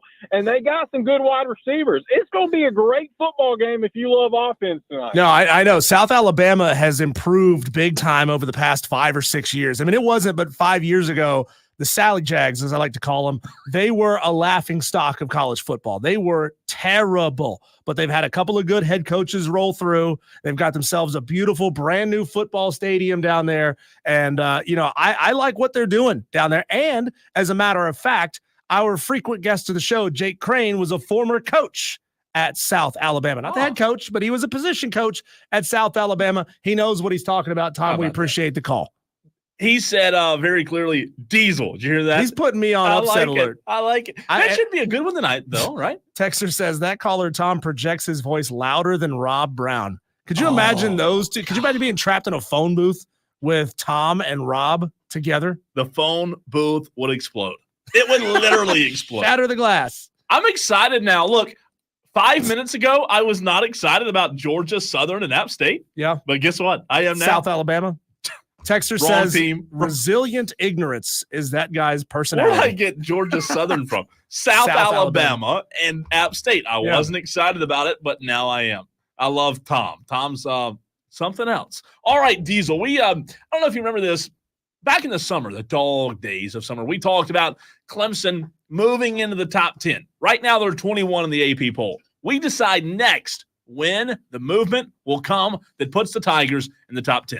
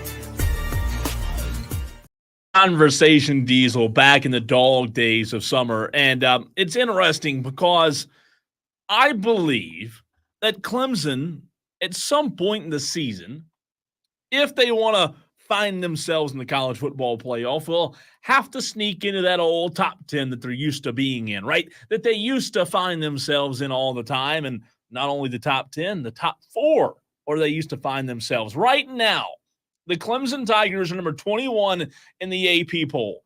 The question is, to you as well as our Tolo, 71307, start your text with the word fan. At what point in the season, if at all, do we expect Clemson to move into the top 10? Because you and I both know 12-team playoff.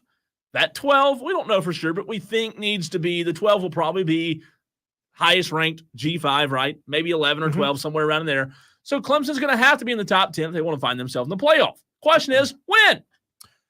Yeah, so you want to roll down this schedule and maybe kind of predict where we think they'll be after beating these teams. Because you look down the schedule, and I don't see a losable game until you get to Louisville late part of the season. That's your probably first, that's your next decent test. And as you go through the schedule, I also have the week-to-week schedule from other teams pulled up in the top 25, because for them to move up, somebody's got to fall, right? Sure. Somebody has to fall down, and right now they're 21. There's always there's always going to be some movement, right? There's always going to be some chaos, especially in that 10 to 20 range. Yep. That's where teams go to get beat, right? So this week they're taking on NC State. NC State hasn't looked good this year, and they don't have Grayson McCall this week.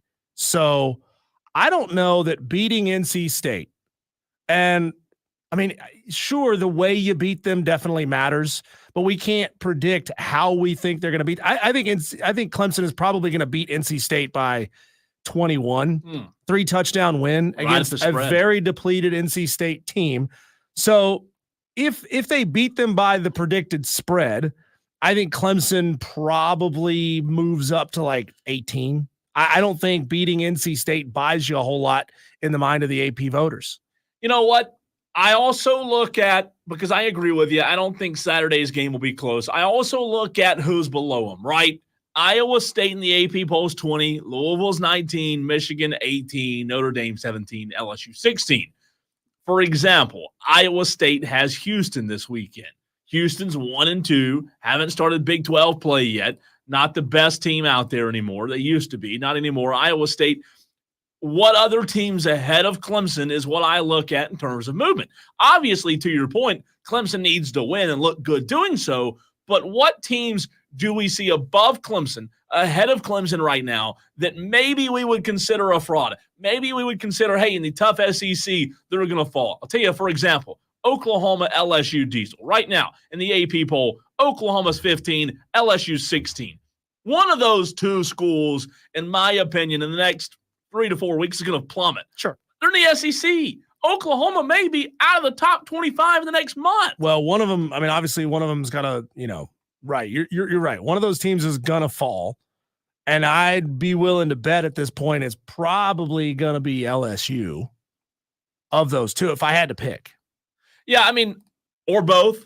Oklahoma State in the Big 12, Kansas State in the Big 12, Utah in the Big 12. 3 teams that are 12, 13, 14. Of the Big 12 teams, they're going to beat up on each other. They don't play each other right at the beginning of the season, or Big 12 play, rather. But I do think that it's still so early. And that's the question. A lot of people think, Clemson will be on the outside looking in and may not even make the college football playoff, may not even ever find themselves in the college football top 10 of the AP poll. I think the only way for Clemson to guarantee they're in is to win the conference, right? You got to go win the conference championship game. Outside of that, even to leave it up to the voters, to leave it up to them to decide to put you in as an at-large without an ACC championship, I genuinely don't care if you run the table from here on out. And that's where I go. I think you're at risk, I should say. No, I'm with you. So that's where I wanted to go next.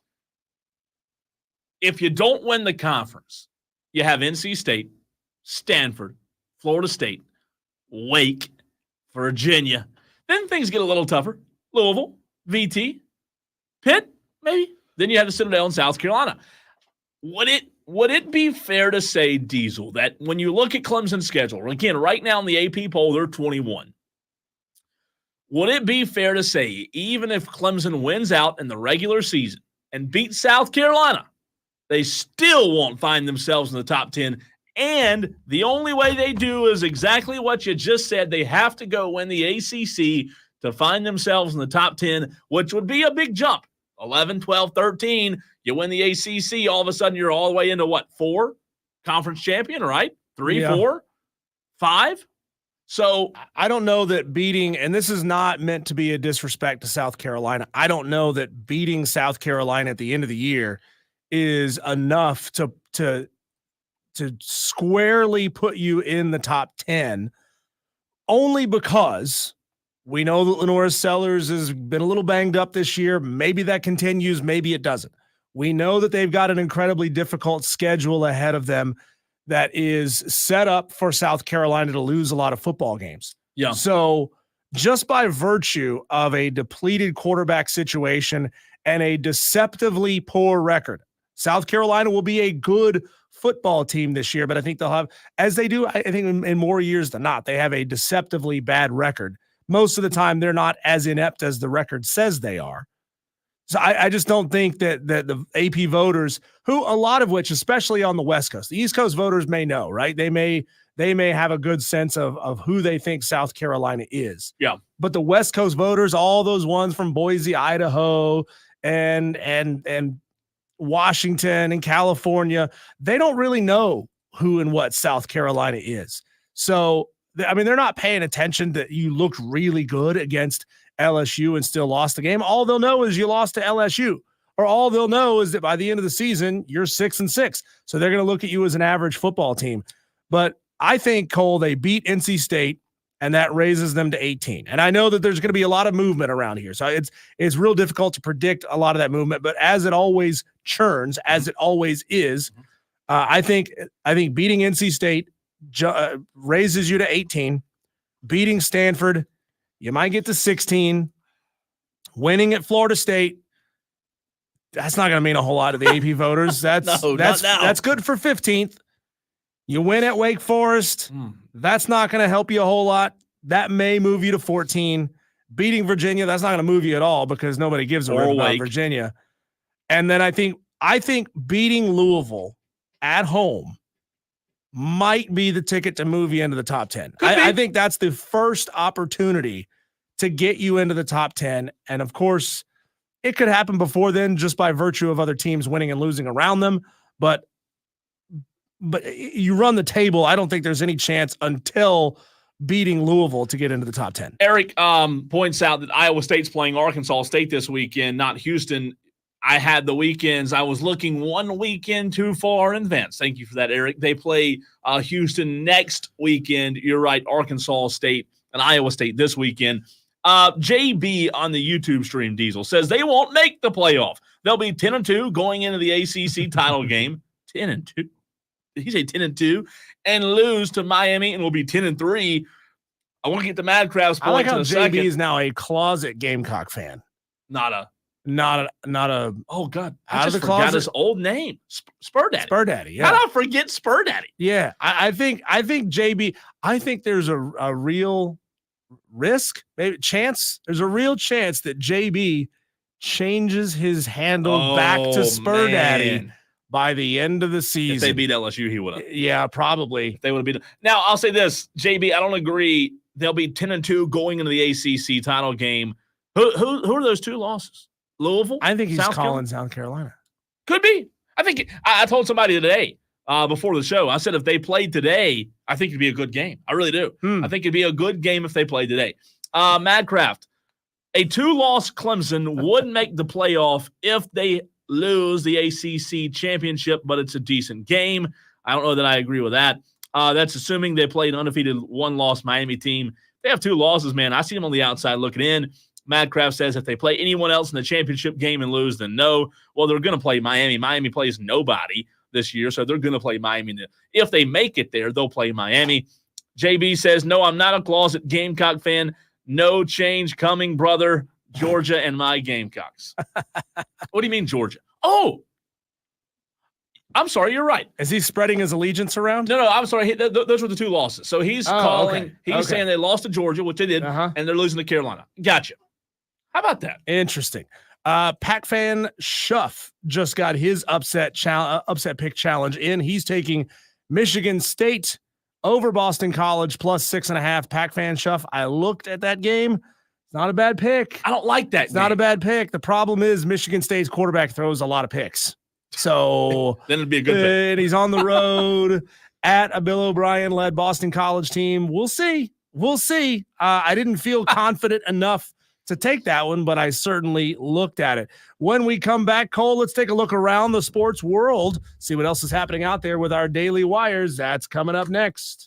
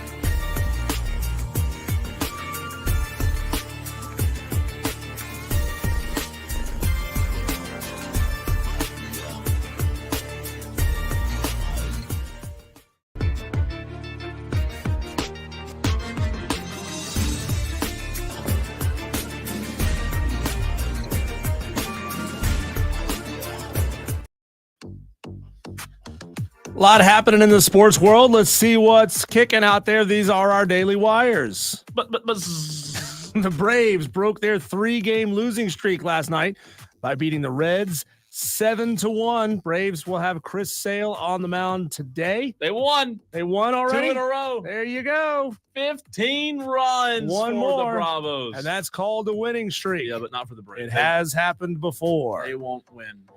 Thursday night football tonight on Prime. Patriots-Jets, 8:15. Jets favored by 6. Give me Jets. You know what? I think I'm changing my mind. I think I'm going to go Jets do cover. I think I'm going Jets covering as well. Prime time on ESPN. South Alabama at App State. Sold out home game in Boone.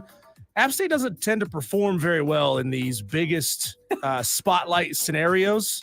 In the past, they've always let me down in these games. That's what makes me nervous.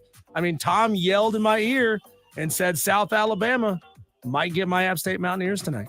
You know what? I think you're setting them up to have low expectations. That way, if they do disappoint, you're already there, right? I think you're preparing yourself. I'm 40, man. I've reached that point in my life where I try not to let my team's wins and losses affect my mood. Yeah, I know. For more than 24 hours. It's tough. It's hard, man. It's called growth, okay? It's called maturity. The Yankees and Brewers have now both clinched playoff spots in Major League Baseball. The Guardians' magic number is 2 to clinch a playoff spot and 6 to clinch the AL Central. The Phillies' magic number for a playoff spot is 2 and 4 to clinch the NL East. The Dodgers' magic number is 3 to clinch a playoff spot and 7 to win the NL West. You know, man, this time of year, yes, it's football season, but, there's nothing more fun than playoff baseball, and it sucks that the Braves suck. You know, what's frustrating is they win. I get more frustrated this season, Diesel, about the wins than I do losses. Really? Yeah, I'm more upset when they win big. Like today, they win 15 because you know how they can play. It's like, what are you doing? Why are we winning today? It makes me so mad. I'd rather lose. Staying with the Dodgers, Shohei Ohtani is close to a 50-50 season. He has 50 steals and 48 home runs. Go get it, Shohei. Just don't gamble on it. Yeah, that's right. Region play begins in high school football tomorrow for most of our area teams. You've made your picks. You can find them on thefanupstate.com. We can also go back. You can also go back and listen to a segment in the the 3 o'clock hour, where we talked about a lot of these high school games. Get your more in-depth thoughts on the podcast, which you can find on thefanupstate.com. You can find it on Spotify. You can find it on Google Podcasts, Apple Podcasts as well. Arthur Blank will enter the Atlanta Falcons Ring of Honor on Sunday night. They're giving everyone in attendance 2 free hot dogs, this is great. 2 bags of chips, and unlimited soda in a free souvenir cup. If attendance is 60,000, that means 120,000 hot dogs for free, otherwise known as lunch for Joey Chestnut. How cool is that, man? Yeah. I want to go. Just get 2 free hot dogs. I mean, why has David Tepper not figured this out yet? Your team sucks. Throw some peanuts and Cracker Jacks at the fans. Make them feel something good about something with this team. Oh, I mean, boy. Dave, the team sucks, and you're still out there charging $20 for a beer. How have you not figured that out yet? Diesel wants Dave to buy him some peanuts and Cracker Jacks. Dave Canales was asked on Wednesday about trading Bryce Young. He said, that's not something we're really considering. We have a great situation with our quarterbacks right now. Really? No. And my guys have experience. We love where we're at. It's all hands on deck. That sounds like we believe Coach you, Dave. BS. We believe you. Horse, you know what is what I have to say. Okay, whatever you say. Saturday's Southern Cal Michigan game will be USC's first visit to the Big House since 1958. Wow. We got to remedy that, right? Like, you got some great all-time matchups that we just don't get to see at home stadium. I love that we're getting back to home and homes and not so many of these neutral site games in like neutered NFL stadiums. I'm all in on Southern Cal traveling to Michigan. Now let's just do the right thing and let both of them wear their colors, shall we? Yeah. Southern Cal in the red, Michigan in the blue. Come on. It would look great on television. And finally, Blake Shelton has been named as the guest picker at College Game Day when Tennessee heads to Oklahoma. I like it. Blake Shelton guy. Not a big problem with that. Okay. It is time, Diesel, to talk to the head ball coach of the Furman Paladins. We do each and every Thursday right here on this show at 6 p.m. Clay Hendricks next.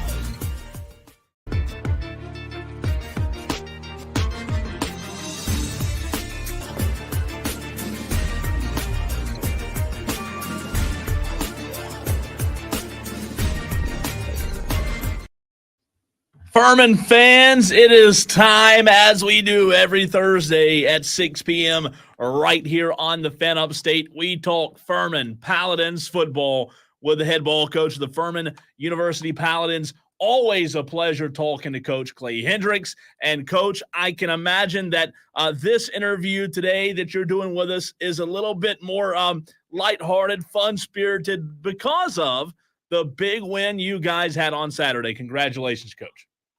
Well, thank you. You know, wins do have a way of doing that. And, a good win for us. I think we got a little better as a team, which is kind of our goal. And, so excited to go see what we can do this week against a really good opponent. Coach, how much easier is it, would you say, to get your team focused following a win like that, or the first win of the season? I mean, talk to me about the personality of this team and maybe where their mentality was after the first 2 weeks and then after week 3. Well, it's been kind of an interesting start to the year, certainly with the Ole Miss game, the way it went. And then I didn't feel like I knew a whole lot about our team after that game, other than they hung in there. We were a little better the next week, turned the ball over a bunch, and that's what really kind of ended up costing us.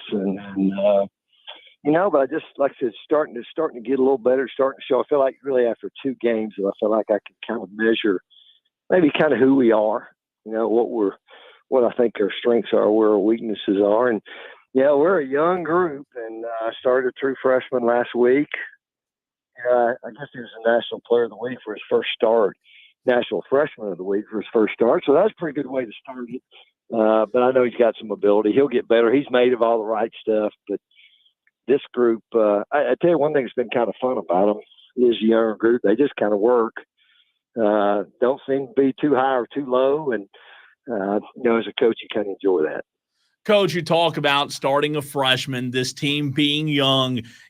For a young team to have to go on the road and have the start to the season that you guys did, to your point, it's tough to use that as a measuring stick. Now that you said you've learned a little bit about this team, what will Coach Clay Hendricks say about this Furman team that he likes, but also that he wants to see improvement on? Well, I do think, I feel like, you're always talking about as a coach, you're trying to improve, weekly. I mean, you're trying to improve daily. And I do like that. I like their approach. Seem to be pretty locked in. It's in everything you do. It's in our weight room stuff that we do. It's in our meetings. And there's some talent. I think, an example, somebody told me the statistic last week from the 4-minute mark of the second quarter through the third quarter, we had more 50-yard plays than we had all of last season combined. And that was a really, really good football team we had, a year ago. But I think we're a little more explosive, and I can kind of see that. There's a lot of details we got to do better. So those are things I'm seeing, and again, and then the flip side is just a lot of still making a lot of mistakes, which a little bit's to be expected, but it's our job as coaches to get them beyond that. I think we're playing really good defense. I think we're a team that's got to learn that we got to ride those guys a little bit. Don't put them in bad spots. I think they're going to give us a chance to win every game. Really from here on out, if we'll continue to do those things. Well, Coach, one good strategy, especially to minimize the importance of third down efficiency, is don't get to third down. Obviously, when you're throwing the ball for 9.7 yards per pass, you don't get to a whole lot of third downs, which, I'm sure you were 3 of 10, not particularly great last week on that particular metric. But again, you'll take it when you're putting up 48 points. What did you say to your quarterback, Trey Hedden, after that game to try to keep him grounded after such a breakout performance? I don't really feel like I had to say a lot because there's a lot of things he still could do better. He's a pretty mature kid, really likable, good teammate. So I just hadn't sensed that at all. We got to be better. We're still not running the ball well enough to suit me, and a lot of it's details. We had a little more of an inexperienced offensive front, some short yardage situations. Really we just made some mistakes, turned the guy loose at the point of attack. And, it's one thing if a guy's just beating you. It's another thing when we don't do what we're supposed to do. So, a lot of those non-third down conversions were because of that. And again, I think the vast majority of that stuff is fixable. So those are the things we've tried to focus on. And, what do we do well, and then what do we got to fix, and just stay the course. I think we feel pretty good about the plan we have in place, the system. Our coaches do a great job, and so we just got to stick with it. He is the head football coach at Furman, Coach Clay Hendricks. Coach, you just said a few moments ago that you want to see the run game improve. Is it about the guys, Gavin Hall, Grant Robinson? Is it about them getting better as a whole, or is it more on the offensive line? And when you talk about the run game from a Clay Hendricks standpoint, from a Clay Hendricks point of view, would you prefer it to be running back by committee or just have one guy carrying the load? Well, I think we've got enough. We've got 4 guys that we feel pretty good about. I'm not sure you can play 4 guys. I think maybe at some point we feel like we got the 2 to give us the best chance. I'm still trying to figure some of that out. Gavin Hall, the freshman, came along and has done some really good things. I think it's a combination of all those factors. And again, I think so much right now what's hurting us a little bit in the run game is just a little bit of the attention to detail. Back's not on the right path. It's footwork, it's basic fundamental stuff, which, is not going to get fixed overnight. But we should be progressing, a little bit better pace than I'm probably happy about right now. But, so again, it's a work in progress. I think you got to always be looking at what you're asking your guys to do, keeping it simple enough where your guys can keep playing fast. And again, our guys are approaching it the right way. So I feel like we've got good players back there, and, we're throwing the football pretty well. I think if we can get the other part going, it's just going to make us that much better. Coach, going into that game last week, Stetson had scored an awful lot of points in their first 2 games of the season, 41 and 35 respectively. I asked this question of a guest a week or 2 ago about what Clemson did to App State in that game, and I asked him to kind of give me a pie chart and the percentages of scheme, talent, and execution. What do you think it was, the percentage-wise, of those 3 factors that led to you and your defense really shutting Stetson down? I'm not sure I'm smart enough to answer that question. But, it's funny. The original, the opening drive, we got a pick pretty early. We went down and scored. And, we had a drive. We got 2 roughing the passer penalties, which I wasn't happy about. I wasn't happy about the call. We ended up blocking a field goal, and then, their other score was late in the game. Quite honestly, we played with a bunch of guys in the fourth quarter, probably that were Stetson last week for us. And the next thing you know, they're in the game playing Stetson. So, but it was a great learning experience for them. They were a spread it out, throwing around bunch. We knew that. They were getting it out of their hand quick. I think we're a pretty good pass rushing team. And it was just hard to get there because the guy was getting it out of his hand so fast, which, I think that helps us too when we do that. So, our philosophy is always make them one dimension, don't allow them to run it. And they weren't really able to late in the game. They got a few runs, but, if we can do that and make them one dimensional and get after them, then, that's going to give us a chance. Coach, talk to us a little bit about this William and Mary team, highly ranked, top 15. Yeah, I'm sure you've watched a bunch of film this past week with them in Wofford, which was a 1-score game on Saturday, a very close game where Wofford had a chance. William and Mary came out on top.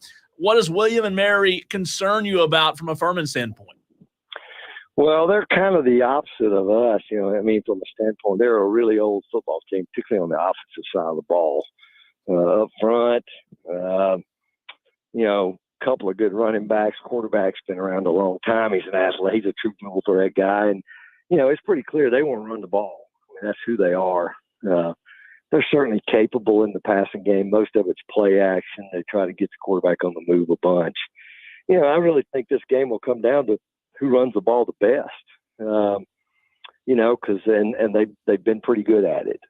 So I think that's the number one thing that concerns me. They're a lot like us. They're a similar school, have a similar type kid that they recruit. I think they're kind of like us in the fact that they don't want to beat themselves. That's a big important thing to us. But I really think it's going to be a couple of those factors. It's going to be who can run the ball the best.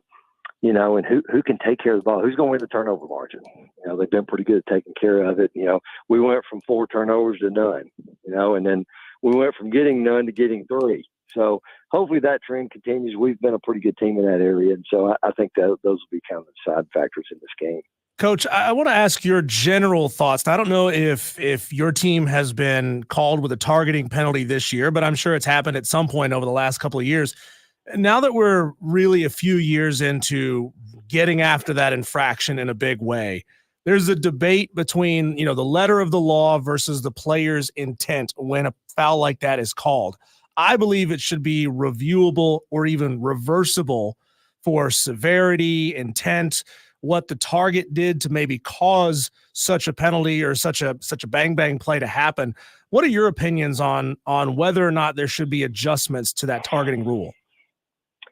Well, I think they've continually adjusted it. It's probably in the best place it's been in right now. You know, once they've gone to the true crown of the helmet, or I guess now the intent of the launching. And I saw one the other night that I thought was a target, and then they didn't, because he said he didn't launch. I don't know. You know, it's anytime you leave it in somebody's hands to make a decision like that, this stuff is really no different than a holding call. But the penalties are much more severe as far as what can happen. So I think I don't know. I think they've got a better handle on it. You know, I literally got a video yesterday from our conference officials who are governed by the SEC, and the whole video was about the leaping, you know, that we all saw, the penalty. And so now they're adjusting the leaping penalty on the block punt, I guess, that South Carolina had against LSU. So I don't know, it's kind of forever evolving. You know, I'm a big fan, and I don't know why it's this way, but I still don't understand why there's not college football officiating rather than conference officials, and just take all the conferences out of it. You know, it's just always been crazy to me. You go into a stadium playing somebody who's paying their officials. I mean, that's just the way it's set up. And I just don't understand that, you know. And but somebody's told me that the conferences don't want to lose control of that. So, but I don't really know what that means. But I think the targeting is in obviously the best place it's been in a while, or since it all came about. Coach Clay Hendricks joining us right here on the Fan Upstate. Coach, when you look at this schedule, you know, I find it very fascinating to see how other teams in the conference schedule their games with big teams like you guys had against Ole Miss. Do you prefer the way that Furman has it this year, where you had Ole Miss out of the gate in a few games before you get into SoCon play, or the way William and Mary has it, where they've already played 2 SoCon games and Furman will be their 3rd? Yeah, and, you know, they're not even in our conference. Right. See, so, you know, I think each year's a little bit different. Obviously this year, with the youth of our football team, I probably would have not have preferred that game to be the first game. And then I think Ole Miss is its own little anomaly this year too. I mean, they've been good, but I think they're kind of freakish talent-wise this year. So that probably wasn't. But we got it behind us. But I've actually liked this year because the young group we've had 4 non-conference games leading into our. You know, we have our conference opener next week here versus Sanford. That part I kind of have liked, because that's kind of what we've been shooting for, because the other stuff matters, but it doesn't matter, you know, once you start conference play. So I think each year's a little different. You know, we get caught up. We've never played one of those end of the year FBS games. We'll actually play Clemson next year, the last game of the season. I'm not a big fan of that. I think we do have a couple. I think Mercer this year plays Alabama the last game. And then when our conference allows that to happen, it creates kind of unusual, you know, you may play an early conference game, or it may force somebody to have a bye at the end of the year. And I think last year we beat Chattanooga to win the conference championship in week 9. Week 10, they were open. Week 11, they went to Alabama. You know, and as a coach, I don't think that's where I'd want to be. They end up getting into the playoffs, but I think each year is a little different. But the problem is our schedules are set so far in advance. You know, we're not like basketball. they could call today and say, hey, let's play Monday through Saturday next November, and you could play any of those days. Well, we can't do that. Even I found people that want to play, but you can't make the dates work because of the bye, the open dates and such. And then, you see Wake Forest paying Ole Miss almost $1 million not to play. So that's probably the situation you want to be in. Somebody will pay you a bunch of money not to play. Coach Clay Hendricks, head coach of the Furman Paladins, joining us here on the Fan Upstate. Coach, I think I've asked you this question once or twice in the past, but I want to get your updated 2024 thoughts on this. I'm looking at the FCS top 25 right now, and I'm seeing so much of this power in the division moving up there to the Pacific Northwest. You got the Dakotas, the Montanas. Idaho has all of a sudden found something since they've dropped back down to the FCS level. You got to kind of go down the list a little bit before you find teams here in the Southeast that are making a run possibly at the top 10. William and Mary is there. Mercer is there. Who do you think out of your conference, out of the Southern Conference this year on a surface level? Because I know you haven't had, the opportunity to prep for every single one of those teams. Who do you think out of the Southern Conference probably has a really strong chance to make a deep run this season? Well, I don't know what's changed a lot since preseason predictions. Other than you look at a Chattanooga who was picked to win the league. Well, who they opened with? They went to Tennessee, who might be the best team in the country. Then they turned around and had to play another FBS game, play Georgia State, who just beat Vanderbilt. And then they played Mercer last week, who was one of the best teams in our league, I think. And they lose a close, not low-scoring game. So, they're 0-3, but are they really that bad? I don't think they are. And then I think Mercer, and they played a non-scholarship team. They played a not very good team. And then they went to Chattanooga. One went to Chattanooga being really confident. One of them didn't have a lot of confidence. So I don't know. I think until you get into conference play, it's probably not going to matter. I think the other thing, a lot of those teams don't play SEC Powers as their FBS game. I'd love to be playing a few of the MACs. And a few of these other, you feel like from a matchup standpoint. So much of it's about getting some confidence. And I promise you that set us back a little bit, just the lack of confidence we had to start the year. So I'm hoping we're kind of trending in the right direction. But I just think once the conference play starts, it's all going to sort itself out. Coach, we appreciate your time as always. Best of luck on the road, and we'll talk to you again next week. That'd be great. Appreciate you guys having me. Absolutely. That's Coach Clay Hendricks. Always a pleasure having him on as we do each and every Thursday, Diesel, at 6 p.m. Yes, sir. When we come back, Cole, this one might ruffle a couple of feathers, and I'm not even talking about you South Carolina Gamecock fans. You always hear that saying, when these programs are good, college football is better. Yeah. So I'm going to give you 10 teams. I want you to do the same that I think fall into that category. When these teams are great, college football is better. And I'm going to give you 10 more big-time programs that I say, doesn't really matter if they're good or not. Doesn't affect college football on the whole. That's coming up next on the Fan Upstate.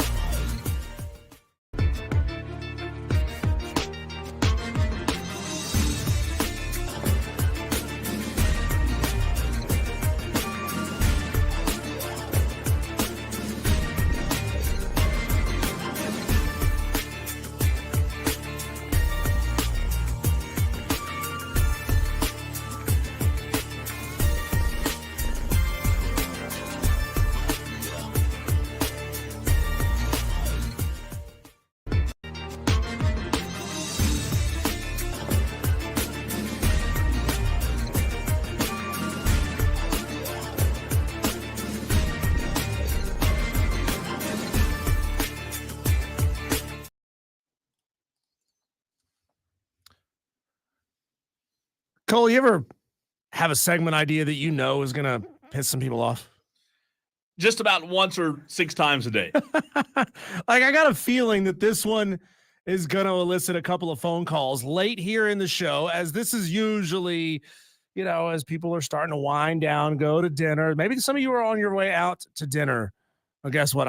I might say something to you that's going to ruin your night. I really think I might.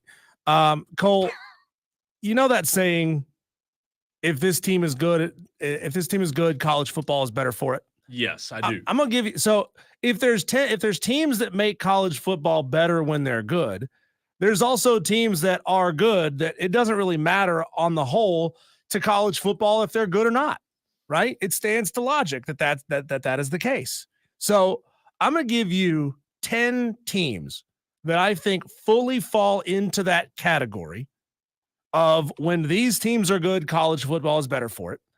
And then I'm going to give you 10 big brands that I think on the whole, nationally, it doesn't particularly matter if that team is good or not. Okay. How about that? I'm ready to read and react. There you go. Number 1, Texas.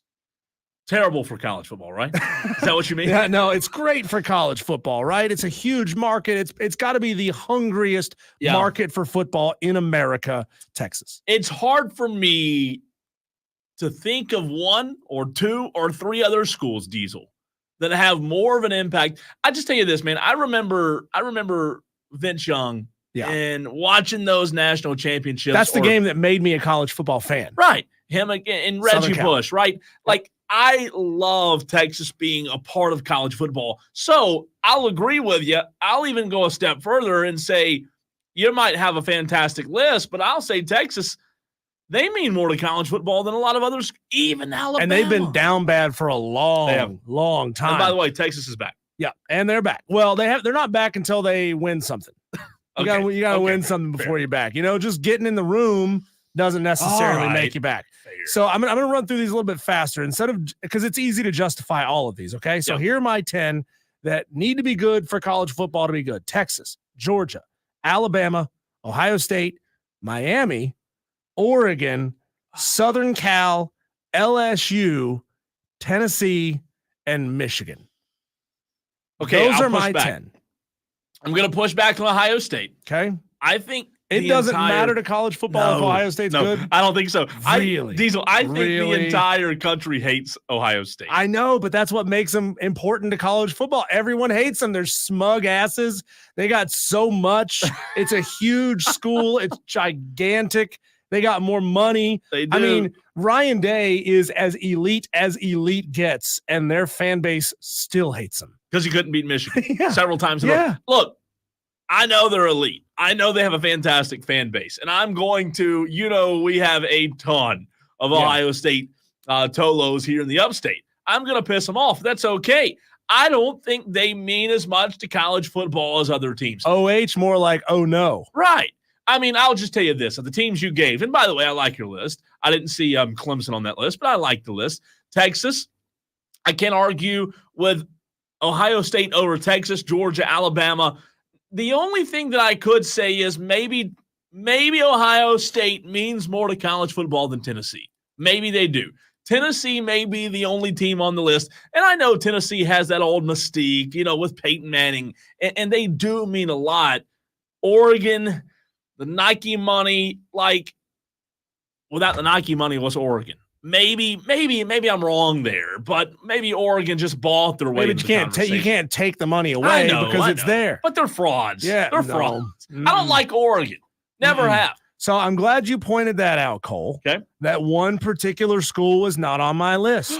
This is my list of 10 schools, 10 programs that I feel like it doesn't really matter to college football, Tyler, if these teams and programs are not elite. Penn State, Clemson, Oklahoma, they are very close to being on the list of teams that need to be good for college football to be good.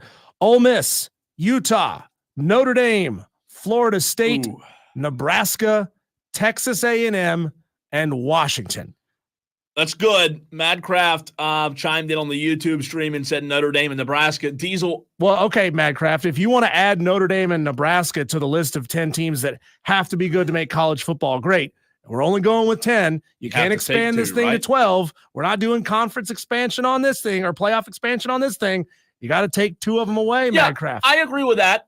I would say I don't think the college football world misses Nebraska all that much. No, they don't. I'm with you on Nebraska. However, I do think they miss Notre Dame. No, they don't. I think Nobody they do. likes that. No, I think they do. I think you're crisscrossing the wires here with Ohio State and Notre Dame. Notre Dame gets this like ridiculous benefit of the doubt every year. They screw it up every year. You lost to NIU and Marshall in the past 3 years at home. No, I'm not and then you get your ass handed to you in the playoffs every year. College football doesn't need Notre Dame. Well, I don't think the results, I'll say this, I don't think the results of them losing these past few years have anything to do with their brand in terms of college football needing them. They have choked in small games, and they have allowed these small opponents like NIU to beat them. I don't think that affects the conversation of college football needing them. I do think Notre Dame makes college football a better place. And I don't know that it has as much to do with the recency bias in terms of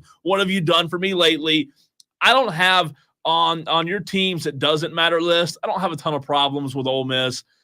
Oklahoma, I'm glad you put a star there. Maybe they're on the short list, the waiting list to get in. I think so. That Red River rivalry special, man. I went to it when I was in Texas, and the Cotton Bowl, downtown Dallas, Diesel.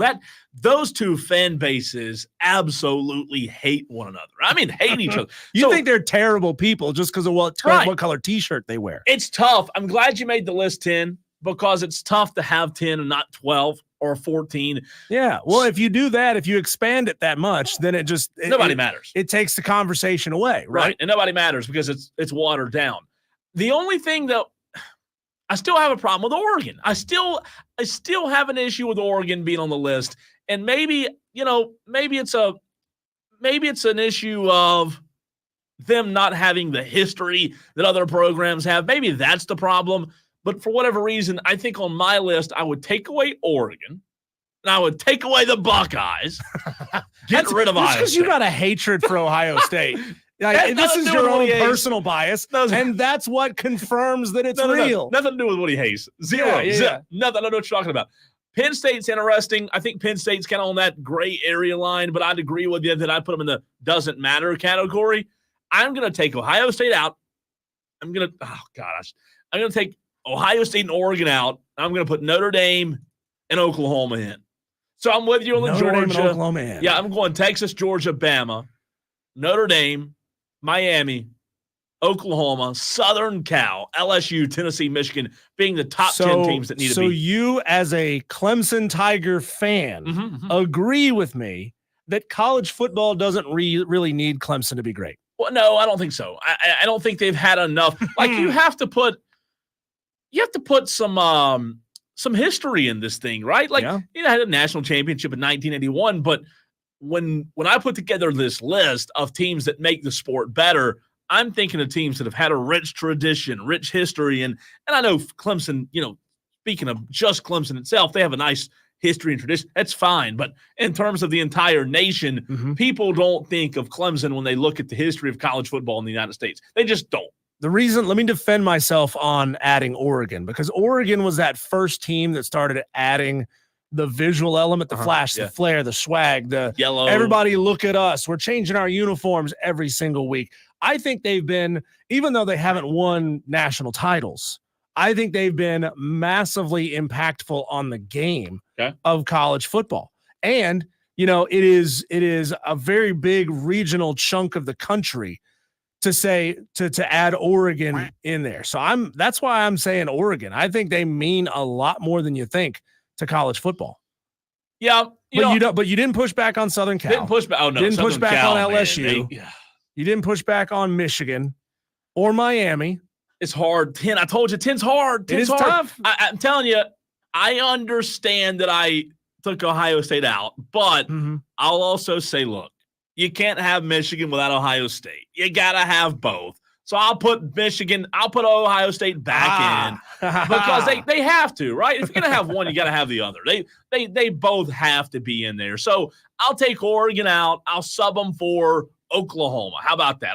I like your list. I'll take Oregon out. I'll put Oklahoma in. Washington, Nebraska. Nobody alive remembers Nebraska. Sorry, right, nobody cares. Nobody really cares if Penn State's not, because you've always been an also-ran. You've always been third place, right? You've always been competing for fourth place in the conference, so you don't get shut down. Let's go to the phone lines real quick and bring on Johnny, who's been hanging on the line. Thank you for your patience. You've been on for an awful long time. The floor is yours, Johnny. Thank you, guys. So, a little segment y'all had earlier got me fired up.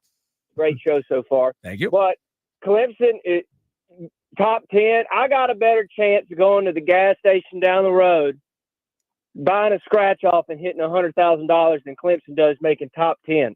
I'll give you this. They'll win against NC State. They'll look good against NC State. They'll look good. They'll beat Stanford because that's not a football team. And then I'll tell you where the wheels fall off. The wheels start to fall off in Tallahassee, Florida. Oh, my God. Hey, listen, I'll tell you why. It's the perfect trap game.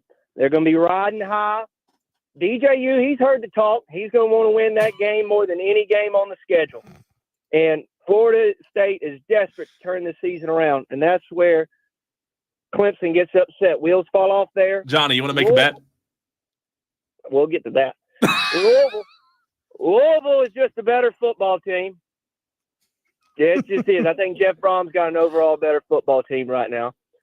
And South Carolina has So you're calling for the crash and burn down the stretch, Johnny. South Carolina will beat Clemson this year. As long as Lenoris is healthy and playing that football game, South Carolina will beat them, and Clemson will finish with 4 losses, and there will be some real talk if Dabo Swinney is still the man for the job. It'll be a little warm. This segment should be renamed, Johnny, this segment should be renamed What You Thinking and What You Drinking, because you're definitely drinking if you think Clemson's going to lose to Florida State. Oh, it's going to happen. But congratulations to Clemson. They might win the Cheez-It Bowl. We'll see. Are we sure that Johnny is not Tom? Just calm down a little bit. You tuckered yourself out and called back in. What? No. What's the bet on the Florida State game? I'll bet you. You name it. They're not losing to Florida State this year. They're not. What do you want? You name it. What do I get? $20. $3? $20. $20? We'll do it. $20. $20 straight up. Straight up. Straight up. I say Clemson wins, Johnny. You pay me $20. Florida State wins. I pay you $20.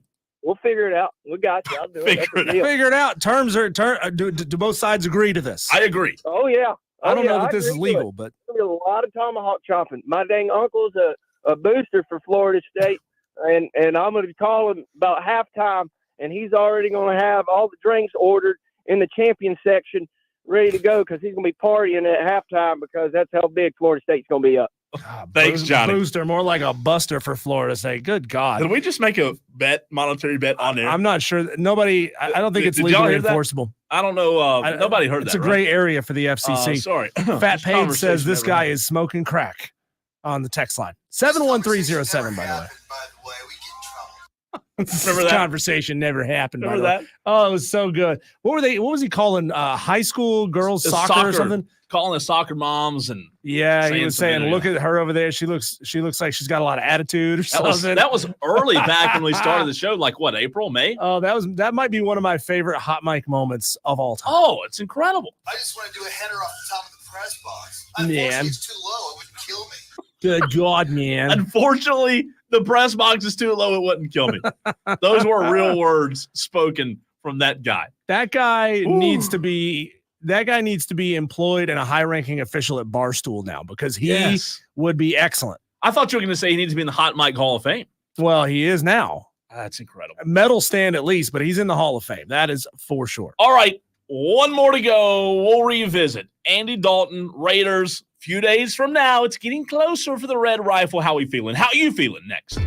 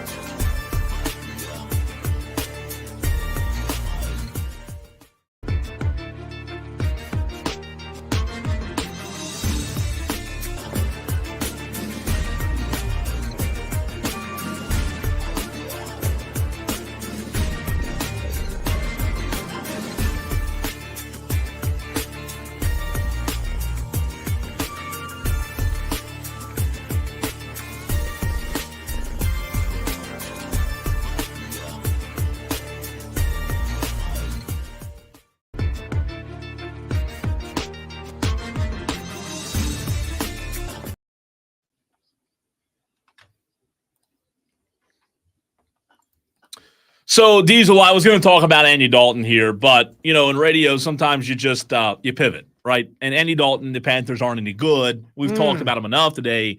We'll talk about him. We'll get back to him tomorrow. They'll still be here tomorrow. So, I'm going to tell you, getting into a little bit of personal life, I'm going to tell you what I've had to start adjusting to today. As of today, I don't know if you know much about my driving, but I'm a little bit of a, what do they call it? On the offense, right? Rather than on the defense. Reckless? I wouldn't use the R word, but on the offense. You could fit right in on the Georgia football roster? Maybe. So I speed a little bit. And please, if you're listening and you are in a white and black or a silver and a white, please don't, judge me for this. But I do have a tendency sometimes to speed and go a little fast. Right? Lead foot. I have a lead foot. So I signed up with a new insurance provider today for my car insurance, okay? Great, by the way, and fantastic customer service. Shout out USAA. Free shout out, free sponsorship. Have my grandpa's in the military, so if your family members in the military, right, you can get USAA. It's a crummy commercial. I should get paid for it and be a lot better. So here's the deal. Here's the dilemma. Here's where Cole is now entering a struggle in his life. They made me download an app. They said, hey, here's your insurance. It was a great rate. Save some money. Bundled, right? Got like a couple different types of insurance, bundled it up into a monthly price, and it's a good deal. So I'm now paying this amount, Diesel, for car insurance. However, this app that I have dictates if the rate goes up or down in like 90 days. I don't know if you've ever had experience with these kind of apps before, but it basically monitors you when you drive. It's called Safe Pilot. And I have today, mind you, I haven't driven a ton today, but I've already had 6 events today. 6. I grabbed my phone. I don't know how it does, but it can tell when you pick your phone up out of the cup holder. If it's laying down and you pick it up, it says event phone usage, phone detected. I also was going over the speed limit. And I've had 3 drives since I got this policy around lunchtime today, maybe. I've had 3 drives. Duncan to Malden. They're considering this Malden for whatever reason. It's not. But it was a 15-mile drive, and I had 3 events on the one drive. So my big issue is I'm now being monitored in how I drive with this, my phone. Mm-hmm. I am going to have to make a severe adjustment. Or change your policy. I don't know if there's any changing. I think I might be stuck like Chuck. Oh, you're going to have to slow the hell down. I'm going to have to slow down. I'm so sorry for your loss. I mean, this is time terrible. Because you're not going to get anywhere fast anymore. This is absolutely terrible. I would be great at that. Number 1, because I drive like a grandpa. Number 2, because my phone goes into my glove box. I hook it up to my aux cord into my glove box. Well, it's the USB that goes into the back of my car stereo. It routes into the glove box. So once I put it in the glove box, I don't have to touch it. And my Jeep, my vehicle really struggles going over 70 miles an hour. So I don't have to worry about it. Maybe that's what I need. I need a governor on my car. You just need a slow vehicle. Get a slow car that you can try to drive fast, but really won't let you. DB says, that's awesome. You have USAA, best insurance ever. Another free ad. May not be the cheapest, but service is great. Jess used that app for a bit. JD said Progressive did this too. Oh gosh, what was it called? I'm surprised, because they got those things that you can like plug into the little thing under your dash. Yeah. I forget what they call it, but it's the connection to the computer. I'm USB? surprised. No. I'm surprised that like that didn't become more of a thing. So like you can essentially choose to be monitored to slow you down to get a better insurance rate. So I'm with you. I'm just telling you, this might be. Thank you, Dan. The OBD Dan's always on it, man. He's a smart guy. He says, by the way, you can't get out of the program, delete the app. I don't think you can do that. I don't think that's allowed. I'm just telling you, the big dilemma is I'm going to have to make a major revision, a major change on how I drive. And so how does it? When does it dock you? If you go 10 over, does that pop as an event? I think it should be more like 30. If you're doing 75 and a 65, does it pop you, or does it make you wait till you get to like 80? So if 85? You see me going super slow down the interstate, now you know why. I'm so sad for you. It's a sad day. Yeah. It really you have is. to detune the engine, take a few of the hamsters off the wheel. Thank you for listening today. Wire to Wire, you Tolos. Show number 124 is in the books. We'll be back to do it again tomorrow.